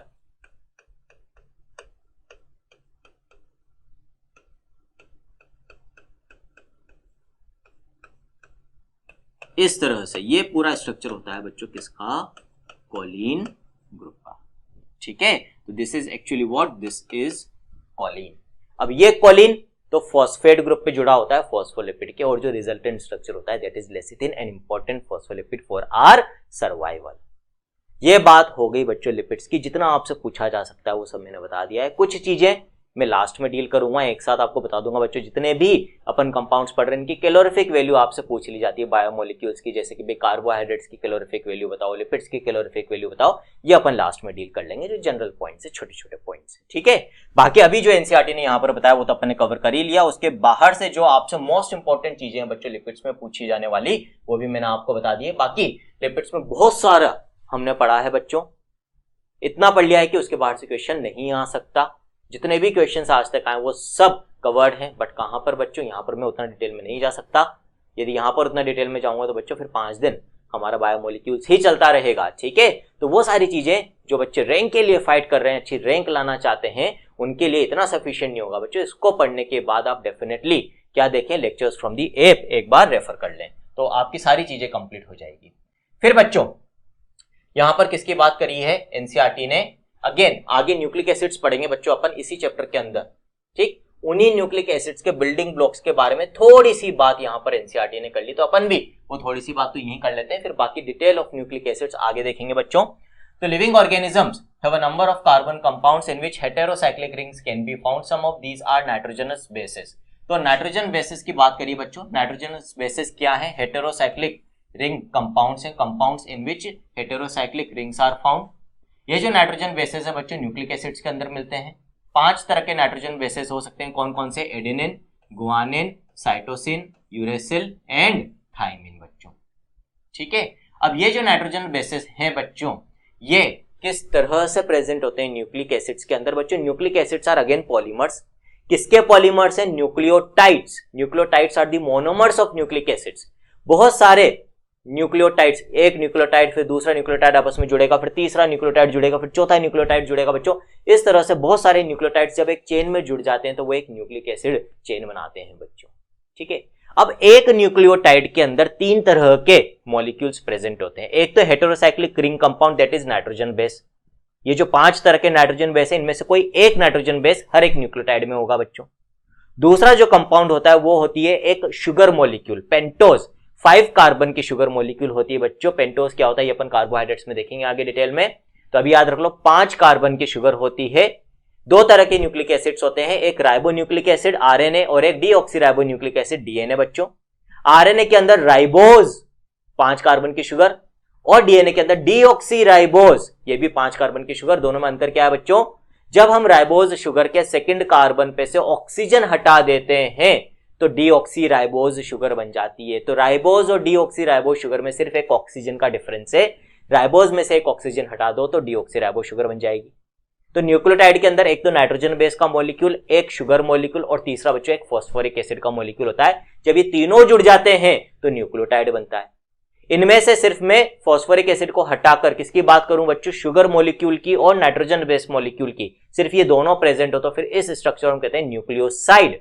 तो न्यूक्लियोटाइड को मैं एक और तरह से डिफाइन कर सकता हूं, nucleotide is nucleoside plus phosphoric acid. आगे बच्चों बात समझ में? इतनी ही बात आपको यहां पर किसने बताई है बच्चों? एनसीईआरटी ने बताई है। तो ये जो नाइट्रोजनस बेसेस हैं बच्चों, इनको भी क्लासिफाई किया जाता है। कैसे क्लासिफाई किया जाता है अपन यहीं पर एक बार लिख लेते हैं बच्चों। तो ये जो नाइट्रोजनस बेसेस हैं इनको हम दो कैटेगरी में डिवाइड कर सकते हैं बच्चों। एक तो प्यूरिन्स जो डबल रिंग कंपाउंड्स होते हैं और दूसरे पायरिमिडीन्स जो सिंगल रिंग कंपाउंड्स होते हैं बच्चों। प्यूरिन्स डबल रिंग कंपाउंड्स याद रखो, pyrimidines single ring compound. Note कर लेना बच्चों, कुछ चीजें मैं बोल रहा हूं लिख नहीं रहा हूं, उनको आपको नोट करना है। इसीलिए लेक्चर को अटेंड करना भी जरूरी है बच्चों। सारी चीजें लिखी हुई नहीं मिलेगी, कुछ चीजें मैं बोलता हूं उनको आप नोट करते चलो, साथ में अपने नोट्स भी बनाते चलो। एनसीईआरटी के अंदर या आपके एनसीईआरटी में वो सारी चीजें आपको लिखनी जो मैं लिख रहा हूं, साथ में वो सारी चीजें भी आपको लिखनी है जो मैं एनसीईआरटी के बाहर से एक्स्ट्रा में बोल रहा हूं बच्चों।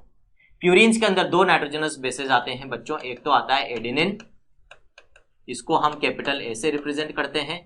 दूसरा आता है बच्चों गुआनिन, जिसको हम कैपिटल जी से रिप्रेजेंट करते हैं। पायरिमिडीन्स के अंदर बच्चों 3 नाइट्रोजनस बेसेस आ जाते हैं। एक तो साइटोसिन, जिसको हम कैपिटल सी से रिप्रेजेंट करते हैं। दूसरा बच्चों आता है यूरेसिल, जिसको हम कैपिटल यू से रिप्रेजेंट करते हैं। तीसरा आता है बच्चों थाइमिन, जिसको हम कैपिटल टी से रिप्रेजेंट करते हैं। बच्चों जो एडेनिन और गुआनिन है ये दोनों के दोनों किसके अंदर मिलते हैं हमें? ये दोनों के दोनों हमें डीएनए के अंदर भी मिलेंगे और आरएनए के अंदर भी मिलेंगे, दोनों में ही मिलते हैं बच्चों। लेकिन जो पायरिमिडीन्स हैं बच्चों, इनमें से जो साइटोसिन और यूरेसिल हैं ये तो आपको मिलेंगे आरएनए के अंदर, और बच्चों जो साइटोसिन और थाइमिन है ये दोनों आपको मिलते हैं डीएनए के अंदर। इसका मतलब क्या हुआ? थाइमिन सिर्फ डीएनए में मिलेगा, यूरेसिल सिर्फ आरएनए में मिलेगा, लेकिन साइटोसिन जो है बच्चों ये डीएनए और आरएनए दोनों के अंदर देखने को मिलता है। तो डीएनए के अंदर भी 4 तरह के नाइट्रोजनस बेसेस हो गए, adenine, guanine, cytosine, thymine. RNA के अंदर भी 4 तरह के नाइट्रोजनस बेसेस हमें मिल सकते हैं बच्चों, एडेनिन, गुआनिन, साइटोसिन और यूरेसिल। आगे बात समझ में? ठीक है, आगे देखते हैं बच्चों। फिर क्या कह रही है एनसीईआरटी? व्हेन फाउंड, यदि हम इस नाइट्रोजनस बेस को किसके साथ जोड़ते हैं बच्चों? शुगर के साथ। कौन सी होती है मैंने बता दिया, राइबोज आरएनए के अंदर, डीऑक्सीराइबोज डीएनए के अंदर। फिर उस रिजल्टेंट स्ट्रक्चर को हम क्या बोलते हैं? न्यूक्लियोसाइड। और फिर इस न्यूक्लियोसाइड के साथ में एक फॉस्फोरिक एसिड भी जोड़ दूं तो फिर जो रिजल्टेंट स्ट्रक्चर बनता है बच्चों वो क्या कहलाता है? न्यूक्लियोटाइड। और जब बहुत सारी न्यूक्लियोटाइड्स को हम साथ में जोड़ते हैं तो फिर क्या बन जाता है? न्यूक्लिक एसिड बन जाता है बच्चों। अब जो न्यूक्लियोसाइड्स है उनका नामकरण नोमेनक्लेचर कैसे करते हैं बच्चों? यदि एडेनिन नाइट्रोजनस बेस को मैंने राइबोज शुगर के साथ जोड़ा तो जो न्यूक्लियोसाइड बनेगा that will be adenosine. Deoxyribose sugar के साथ जोड़ दिया तो डीऑक्सी एडिनोसिन बोल देंगे बच्चों। इसी तरह से गुआनिन को जब मैंने शुगर के साथ जोड़ा तो जो रिजल्टेंट न्यूक्लियोसाइड बनेगा दैट विल बी गुआनोसिन। फिर इसी तरह से बच्चों यदि मैंने थाइमिन जो नाइट्रोजनस बेस है इसको राइबोज शुगर के साथ जोड़ सकता हूं क्या? नहीं बच्चों, क्योंकि थाइमिन सिर्फ डीएनए में मिलता है तो ये सिर्फ डीऑक्सीराइबोज शुगर के साथ जुड़ेगा। उसके साथ जुड़कर जो न्यूक्लियोसाइड बनेगा दैट इज थाइमिडिन। कायदे से इसको डीऑक्सी थाइमिडिन लिखना चाहिए। फिर यूरिडिन, यूरेसिल को मैंने राइबोज शुगर के साथ जोड़ा, इसको मैं डीऑक्सीराइबोज शुगर के साथ नहीं जोड़ूंगा। क्यों? क्योंकि यूरेसिल सिर्फ आरएनए में मिलता है और जो रिजल्टेंट न्यूक्लियोसाइड होगा वो कहलाएगा यूरिडिन। और साइटोसिन को जब मैं राइबोज शुगर के साथ जोड़ूंगा तो साइटिडिन, और डीऑक्सीराइबोज शुगर के साथ जोड़ूंगा तो डीऑक्सी साइटिडिन। इस तरह से ये सारे न्यूक्लियोसाइड्स होते हैं बच्चों। इन न्यूक्लियोसाइड्स के साथ यदि अपन फॉस्फोरिक एसिड जोड़ दें तो फिर क्या बन जाएगा? एक न्यूक्लियोटाइड बन जाएगा। जैसे एडिनोसिन के साथ यदि मैं फॉस्फोरिक एसिड जोड़ूंगा तो जो रिजल्टेंट न्यूक्लियोटाइड होगा उसका नाम होगा बच्चों एडिनाइलिक एसिड। इसी तरह से थाइमिडिन के साथ थाइमिडिलिक एसिड हो जाएगा, गुआनिलिक एसिड हो जाएगा, यूरिडिलिक एसिड हो जाएगा और साइटिडिलिक एसिड हो जाएगा। These are nucleotides. जब ये आपस में जुड़कर एक चेन बनाते हैं तो बच्चों न्यूक्लिक एसिड्स बन जाते हैं। तो nucleic acid like DNA and RNA consist of nucleotides only. DNA and RNA function as genetic material in our body, in our cells, in living organisms. आगे बच्चों आज समझ में इतना ही अभी काफी है। जैसे जैसे इस चैप्टर में आगे बढ़ेंगे वो डिटेल आती जाएगी। अब ये जितने भी स्ट्रक्चर्स के हमने यहाँ पर बात कर ली है बच्चों, इन सबके स्ट्रक्चर्स आपको एनसीईआरटी ने दे रखे हैं। जिन जिन के स्ट्रक्चर्स आपको दे रखे हैं वो सब अपने को पता होने चाहिए बच्चों। शुगर्स के बारे में अभी अपन ने बात नहीं करी है, लेकिन दो शुगर्स के बारे में बात कर ली बच्चों, राइबोज और डीऑक्सीराइबोज। तो ये वाला स्ट्रक्चर अपन देख लेते हैं, किसका? राइबोज का बच्चों। ठीक है, राइबोज का मॉलिक्यूलर फॉर्मूला क्या होता है? C5H10O5। बाकी अभी अपन कार्बोहाइड्रेट्स नेक्स्ट लेक्चर में बहुत डिटेल में पढ़ने वाले हैं। वहां पर जो ग्लूकोज का स्ट्रक्चर है, राइबोज का स्ट्रक्चर, ये सब मैं आपको बताऊंगा कैसे बनाया जाता है। ओपन चेन स्ट्रक्चर भी और साइक्लिक स्ट्रक्चर भी, दोनों अच्छे से मैं आपको डिटेल में बताऊंगा बच्चों। ठीक है, अमीनो एसिड्स अपन ने जो देखने थे वो अपन ने देख लिए। ग्लिसरॉल ऑलरेडी मैंने आपको बता दिया है बच्चों। ट्राइग्लिसराइड किस तरह से बनेगा, डाइग्लिसराइड किस तरह से बनेगा, वो भी मैंने आपको बता दिया। यहाँ पर ये ट्राइग्लिसराइड है, 3 फैटी एसिड जुड़े हुए हैं बच्चों। इसके बाद पामिटिक एसिड, ऑलरेडी मैंने आपको स्ट्रक्चर बता दिया है बच्चों। लेसिथिन का स्ट्रक्चर अपन ने देख लिया है बच्चों। लेसिथिन में आप देख सकते हो this is what Colin group, और ये कॉलिन ग्रुप किसके साथ जुड़ा हुआ है बच्चों? फास्फोरिक एसिड के साथ। जब यहाँ पर जुड़ा तो फास्फोरिक एसिड के OH और इस कॉलिन के OH में रिएक्शन हुआ, H2O एलिमिनेट हो गया और यहाँ पर ये एस्टर बॉन्ड बन गया है बच्चों। ठीक है, तो इस तरह से यहाँ पर ये रिएक्शन देखने को मिलती है अपने को। फिर कोलेस्ट्रॉल बच्चों लिपिड्स का एग्जाम्पल है। ठीक है, तो इसका स्ट्रक्चर इंपॉर्टेंट है, पूछा जाता है, आपको याद होना चाहिए, बहुत इंपॉर्टेंट है बच्चों। ठीक है, तो इसका स्ट्रक्चर आप अच्छे से याद कर लेना। आइडेंटिफिकेशन आती है और कुछ नहीं आता है, आपको ये डायग्राम दे दिया जाएगा और पूछा जाएगा कि भी किसका स्ट्रक्चर है, या फिर आपको 4 अलग अलग डायग्राम दे दिए जाएंगे मिलते जुलते, फिर पूछा जाएगा कि भी इनमें से कोलेस्ट्रॉल का स्ट्रक्चर कौन सा है, आपको बताना है। ठीक, मॉलिक्यूलर फॉर्मूला मैं आपको बता देता हूं कोलेस्ट्रॉल का बच्चों। C27H45OH इसका मॉलिक्यूलर फॉर्मूला होता है। तो आप कार्बन का नंबर गिन के भी अपने क्वेश्चन पे पहुंच सकते हो एक्सक्लूजन से, यदि आपकी किस्मत अच्छी रही और बाकी के कंपाउंड्स में 27 कार्बन नहीं हुए तो। ठीक है बच्चों, इसके अलावा फिर आपको किसका स्ट्रक्चर दे रखा है बच्चों? नाइट्रोजनस बेसिस के कुछ स्ट्रक्चर्स दे रखे हैं। एडेनिन का स्ट्रक्चर आपको बता रखा है, डबल रिंग स्ट्रक्चर्स होते हैं बच्चों। प्यूरिन्स मैंने आपको बताया था। पायरिमिडीन सिंगल रिंग स्ट्रक्चर होते हैं, जिसमें यूरेसिल का स्ट्रक्चर आपको दे रखा है बच्चों। फिर एडिनोसिन न्यूक्लियोसाइड हो गया बच्चों। एडेनिन को हमने किसके साथ जोड़ दिया है? राइबो शुगर के साथ, तो न्यूक्लियोसाइड बन गया। इसी तरह से यूरेसिल को जब अपन ने राइबो शुगर के साथ जोड़ा तो न्यूक्लियोसाइड बन गया, दैट इज यूरिडिन। फिर बच्चों यदि फॉस्फोरिक एसिड साथ में जोड़ दोगे तो न्यूक्लियोटाइड बन जाएगा, दैट इज एडिनाइलिक एसिड। ये न्यूक्लियोटाइड का एग्जाम्पल हो गया बच्चों। तो इस तरह से कुछ स्ट्रक्चर्स आपको यहाँ पर दे रखे हैं। ये सारे स्ट्रक्चर्स बच्चों अपने को अच्छी तरह से याद होने चाहिए। जो कार्बोहाइड्रेट्स के स्ट्रक्चर है वो बच्चों नेक्स्ट लेक्चर के अंदर आ जाएंगे। यहाँ तक क्लियर है सारी चीजें। अब आज के लेक्चर में बच्चों जो लास्ट टॉपिक अपने को देखना है, that is what primary and secondary metabolites क्या होते हैं, देख लेते हैं बच्चों।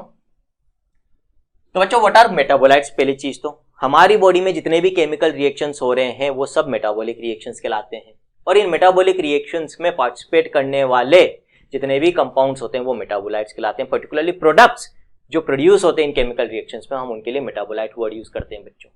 अब किस चीज के लिए आप प्राइमरी वर्ड यूज करोगे? जो चीज इंपॉर्टेंट होती है उसके लिए, या जो चीज कम इंपॉर्टेंट होती है, वेस्ट होती है, उसके लिए? ऑब्वियस सी बात है, यूजुअली प्राइमरी वर्ड हम उस चीज के लिए यूज करते हैं बच्चों जो ज्यादा इंपॉर्टेंट होती है। ठीक है, अलग अलग फेज ऑफ लाइफ में अलग अलग प्राइमरी चीजें होती है आपकी लाइफ में। अभी क्या होनी चाहिए बच्चों? सिर्फ और सिर्फ स्टडीज होनी चाहिए। स्टडीज के अलावा सब कुछ सेकेंडरी होना चाहिए। बहुत सारे डिस्ट्रैक्शंस हैं आपकी लाइफ में, मोबाइल, व्हाट्सएप, फेसबुक, इंस्टाग्राम, और इसके साथ बहुत सारे साइड इफेक्ट्स आते हैं, है ना। कहना नहीं चाहिए, लेकिन क्योंकि प्रैक्टिकली ऐसा हो रहा है और इसकी वजह से कई बच्चों की लाइफ खराब हो रही है, कई स्टूडेंट्स का करियर खराब हो रहा है। तो ये जितने भी चीजें हैं बच्चों, इनके साथ GF और BF का एक बहुत बड़ा साइड इफेक्ट कई बच्चों के साथ जुड़ जाता है, जिसकी वजह से वो अपनी पढ़ाई पर कंसंट्रेट नहीं कर पाते हैं, सेलेक्ट नहीं हो पाते हैं, पूरी लाइफ खराब कर लेते हैं बच्चों।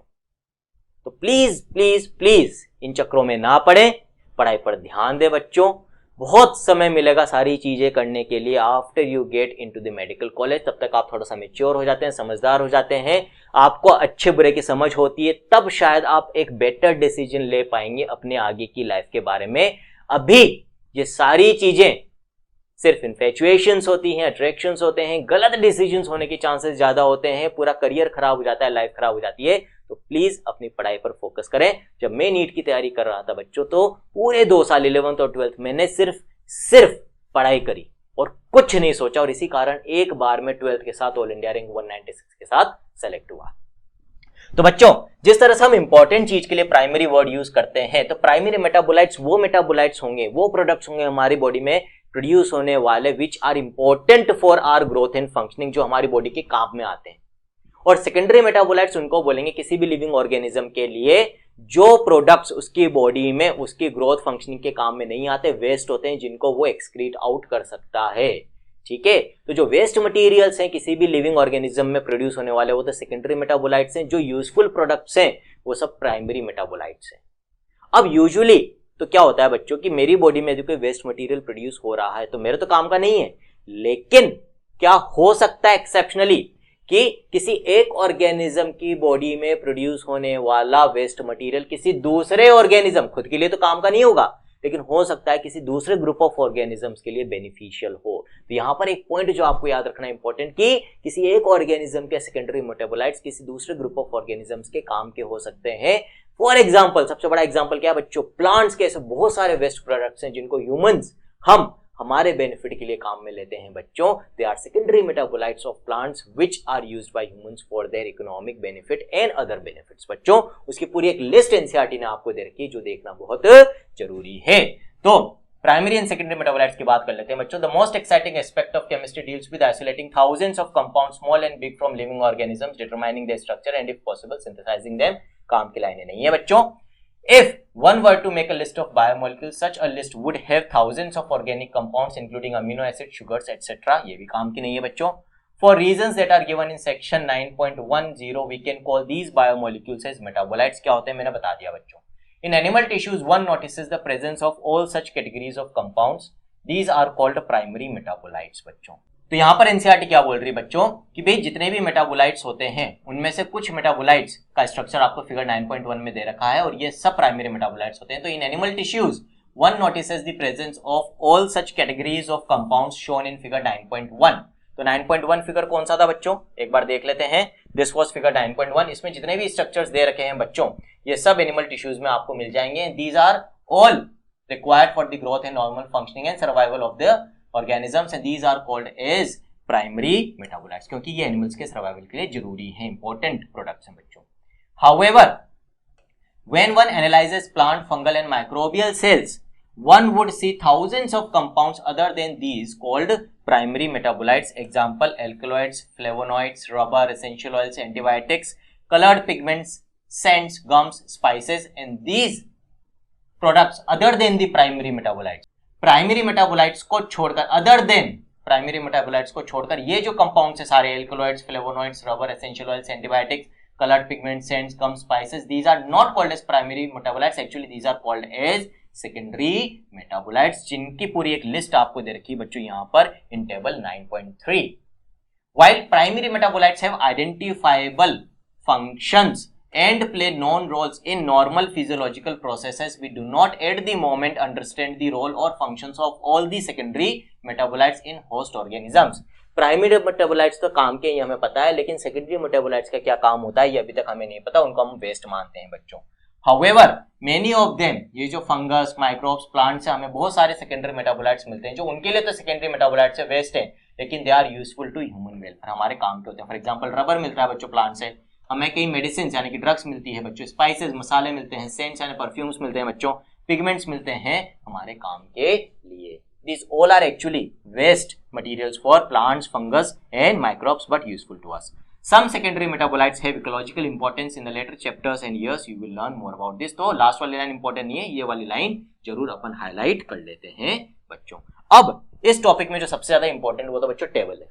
आपको पता होना चाहिए कि भाई कौन कौन से ग्रुप्स है सेकेंडरी मेटाबोलाइट्स के। पिगमेंट्स होते हैं, कई एल्कलॉइड्स होते हैं बच्चों, टर्पिनोइड्स होते हैं। Terpenoids are what? टर्पिन्स में क्या होता है बच्चों? आइसोप्रीन यूनिट्स होती है। आइसोप्रीन यूनिट क्या होती है? C5H9 unit. तो all the compounds which contain C5H9 units are called as terpenoids. एक तरह के लिपिड्स होते हैं बच्चों, ठीक है। एसेंशियल ऑयल्स, फिर टॉक्सिन्स जो हार्मफुल पॉइजनस सब्सटेंसेस होते हैं वो भी कई प्लांट्स हमें मिलते हैं जो उनके लिए तो वेस्ट मटेरियल है, लेकिन हम उनको भी अपने फायदे के लिए ले लेते हैं। कैसे बच्चों? जैसे टॉक्सिन्स में एब्रिन और राइसिन होते हैं, इनको कई लोग जो शिकार करते हैं, आदिवासी लोग, वो अपना जो एरो होता है, तीर होता है, उसके टिप पे लगा देते हैं, फिर शिकार करते हैं जानवर का और वो बेहोश हो जाता है बच्चों, ठीक है। लेक्टिन्स होते हैं, ठीक, ये कई इंडस्ट्रीज में काम में आते हैं बच्चों। फिर ड्रग्स के मेडिसिन हमें मिल रही है जैसे विनब्लास्टिन, कुरकुमिन, ये दोनों एंटी कैंसर ड्रग्स है जो बच्चों प्लांट से मिलती है। कुरकुमिन इज नथिंग बट हल्दी से मिलने वाला एक कंपाउंड है बच्चों, एंटी कैंसर प्रॉपर्टीज रखती है हल्दी। पॉलीमरिक सब्सटेंसेस के पॉलीमर्स हमें प्लांट से मिलते हैं बच्चों, लाइक रबर, गम, सेलुलोज, ये सब हम काम में लेते हैं बट प्लांट्स के लिए सेकेंडरी मेटाबोलाइट्स की कैटेगरी में आते हैं।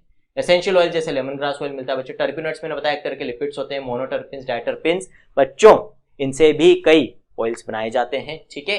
इसके अलावा एल्कोलाइड्स हमें प्लांट से मिलने वाले नाइट्रोजन कंटेनिंग कंपाउंड्स है बच्चों। इनमें इंपॉर्टेंट कौन कौन से, मॉर्फिन और कोडीन, ये मेडिसिन के फॉर्म में काम में आते हैं। मॉर्फिन बहुत स्ट्रॉन्ग पेन किलर है बच्चों, ठीक है। सर्जरीज में हम भी कई बार यूज करते हैं। इनफैक्ट वॉर फ्रंट पे जब सोल्जर्स जंग लड़ने जाते हैं बच्चों तो उनके पास प्री फिल्ड सिरिंजेस होती है, पहले से 1-1 ml की मॉर्फिन से भरी हुई सिरिंजेस वो रखते हैं अपने पास में।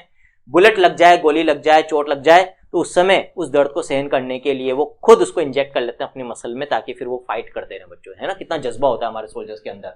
कोडीन बच्चों कफ सप्रेशन का काम करता है, खांसी को दबाने का काम करता है, लेकिन क्योंकि इसका अब्यूज काफी होने लग गया था, जो नशेड़ी होते हैं बच्चों, जो ड्रग एडिक्ट्स होते हैं, वो इसका मिस यूज करने लग गए थे। इस कारण से आजकल इसको कफ सिरप्स के अंदर बैन कर दिया गया है। ये पिगमेंट्स जो हमें प्लांट से मिलते हैं, कैरोटिनॉइड्स, एंथोसाइनिन्स बच्चों, फोटोसिंथेसिस में आप पढ़ते हो, they are also used in various industries. तो actually these all categories of compounds जिनके एग्जांपल्स आपको सामने दे रखे हैं, प्लांट्स, फंजाई या माइक्रोब्स के लिए तो वेस्ट होते हैं, उनके लिए सेकेंडरी मेटाबोलाइट्स है, लेकिन हम उनके इन सेकेंडरी मेटाबोलाइट्स को भी हमारे फायदे के लिए काम में ले लेते हैं बच्चों, ठीक है। तो इस तरह से यहां तक आज अपन ने कंप्लीट कर लिया है। एक बार देख लेते हैं बच्चों, कोई चीज छूटी तो नहीं है। तो मैंने आपको बहुत सारी चीजें बता दी, जितने भी स्ट्रक्चर्स आपको दे रखे थे इनके बारे में बता दिया है। शुगर्स वाले अपन नेक्स्ट लेक्चर में देखेंगे। लिपिड्स मैंने आपको काफी डिटेल में बता दिया बच्चों, जो चीजें एक्स्ट्रा जानने की जरूरत थी वो सब आपको बता दी। इसी तरह से अमीनो एसिड्स में भी जो एक्स्ट्रा बात करनी थी, क्लासिफिकेशन के बारे में, स्ट्रक्चर ऑफ अमीनो एसिड के बारे में, वो मैंने आपको बता दिया बच्चों। सल्फर कंटेनिंग अमीनो एसिड आपको बता देता हूं बच्चों, 2 होते हैं, सिस्टाइन और मिथ्योनिन। वैसे वो आ जाएंगे नेक्स्ट लेक्चर में जब प्रोटीन्स की बात करेंगे बच्चों, वहां पर डिटेल में बात होगी 20 के 20 अमीनो एसिड की, ठीक है। इसके बाद बच्चों फिर अपन ने लिपिड्स देख ही लिए, अमीनो एसिड देख लिए। ज्विटरायन मैंने आपको बता दिया बच्चों, आइसोइलेक्ट्रिक पॉइंट के ऊपर क्वेश्चन आता है वो मैंने आपको बता दिया है अच्छे से। जो टेबल दे रखी थी बच्चों एनसीईआरटी के अंदर शुरुआत में, वो दोनों टेबल्स भी हमने देख लिए कि अर्थ क्रस्ट और लिविंग मैटर के अंदर कंपैरिजन ऑफ डिफरेंट एलिमेंट्स, ठीक। एक्सपेरिमेंट जो दे रखे थे शुरुआत में वो दोनों अपन ने देख लिए हैं, एक तो ट्राइक्लोरोएसिटिक एसिड वाला एक्सपेरिमेंट और दूसरा बच्चों एश एनालिसिस वाला एक्सपेरिमेंट। तो इस तरह से जो फर्स्ट लेक्चर है बच्चों बायोमोलिक्यूल्स का वो कंप्लीट होता है। रिमेनिंग 2 पार्ट्स में इस चैप्टर को कंप्लीट करेंगे, कोशिश करेंगे सारी चीजें कवर कर ले। एनसीईआरटी की तो सारी होनी ही होनी है, लेकिन एनसीईआरटी के बाहर से जो पूछा जा सकता है वो भी यहाँ पर कवर करने की कोशिश कर रहा हूं। लेकिन कंप्लीट 100% कवरेज के लिए again you will have to refer the lectures which are present on the eSaral app. उसके बाद तो फिर कुछ भी नहीं बचता बच्चों। और वहां पर जो प्रेजेंटेशन है चीजों की वो इस तरह से है, साइकोलॉजिकली इस तरह से बनाई गई है रिसर्च करके कि एक बार जब उन चीजों को आप पढ़ लेते हो बच्चों तो फिर वो चीजें कभी भी आप नहीं भूलते हो, ठीक। तो बच्चों इसी तरह से स्टे कनेक्टेड। पीडीएफ कब मिलेगी बच्चों इसकी मार्क पीडीएफ तब मिलेगी जब तीनों पार्ट्स कंप्लीट हो जाएंगे, तो अभी परेशान होने की जरूरत नहीं है। तो जब तीनों पार्ट कंप्लीट हो जाएंगे इसकी मार्क पीडीएफ आपको मिल जाएगी। जो चैप्टर्स कंप्लीट हो चुके हैं उनकी मार्क्ड पीडीएफ ऑलरेडी आपको ऐप पर अवेलेबल है, ठीक। This is all for today from my friend, mentor and motivator doctor Anshuman Agarwal, signing off. Thank you.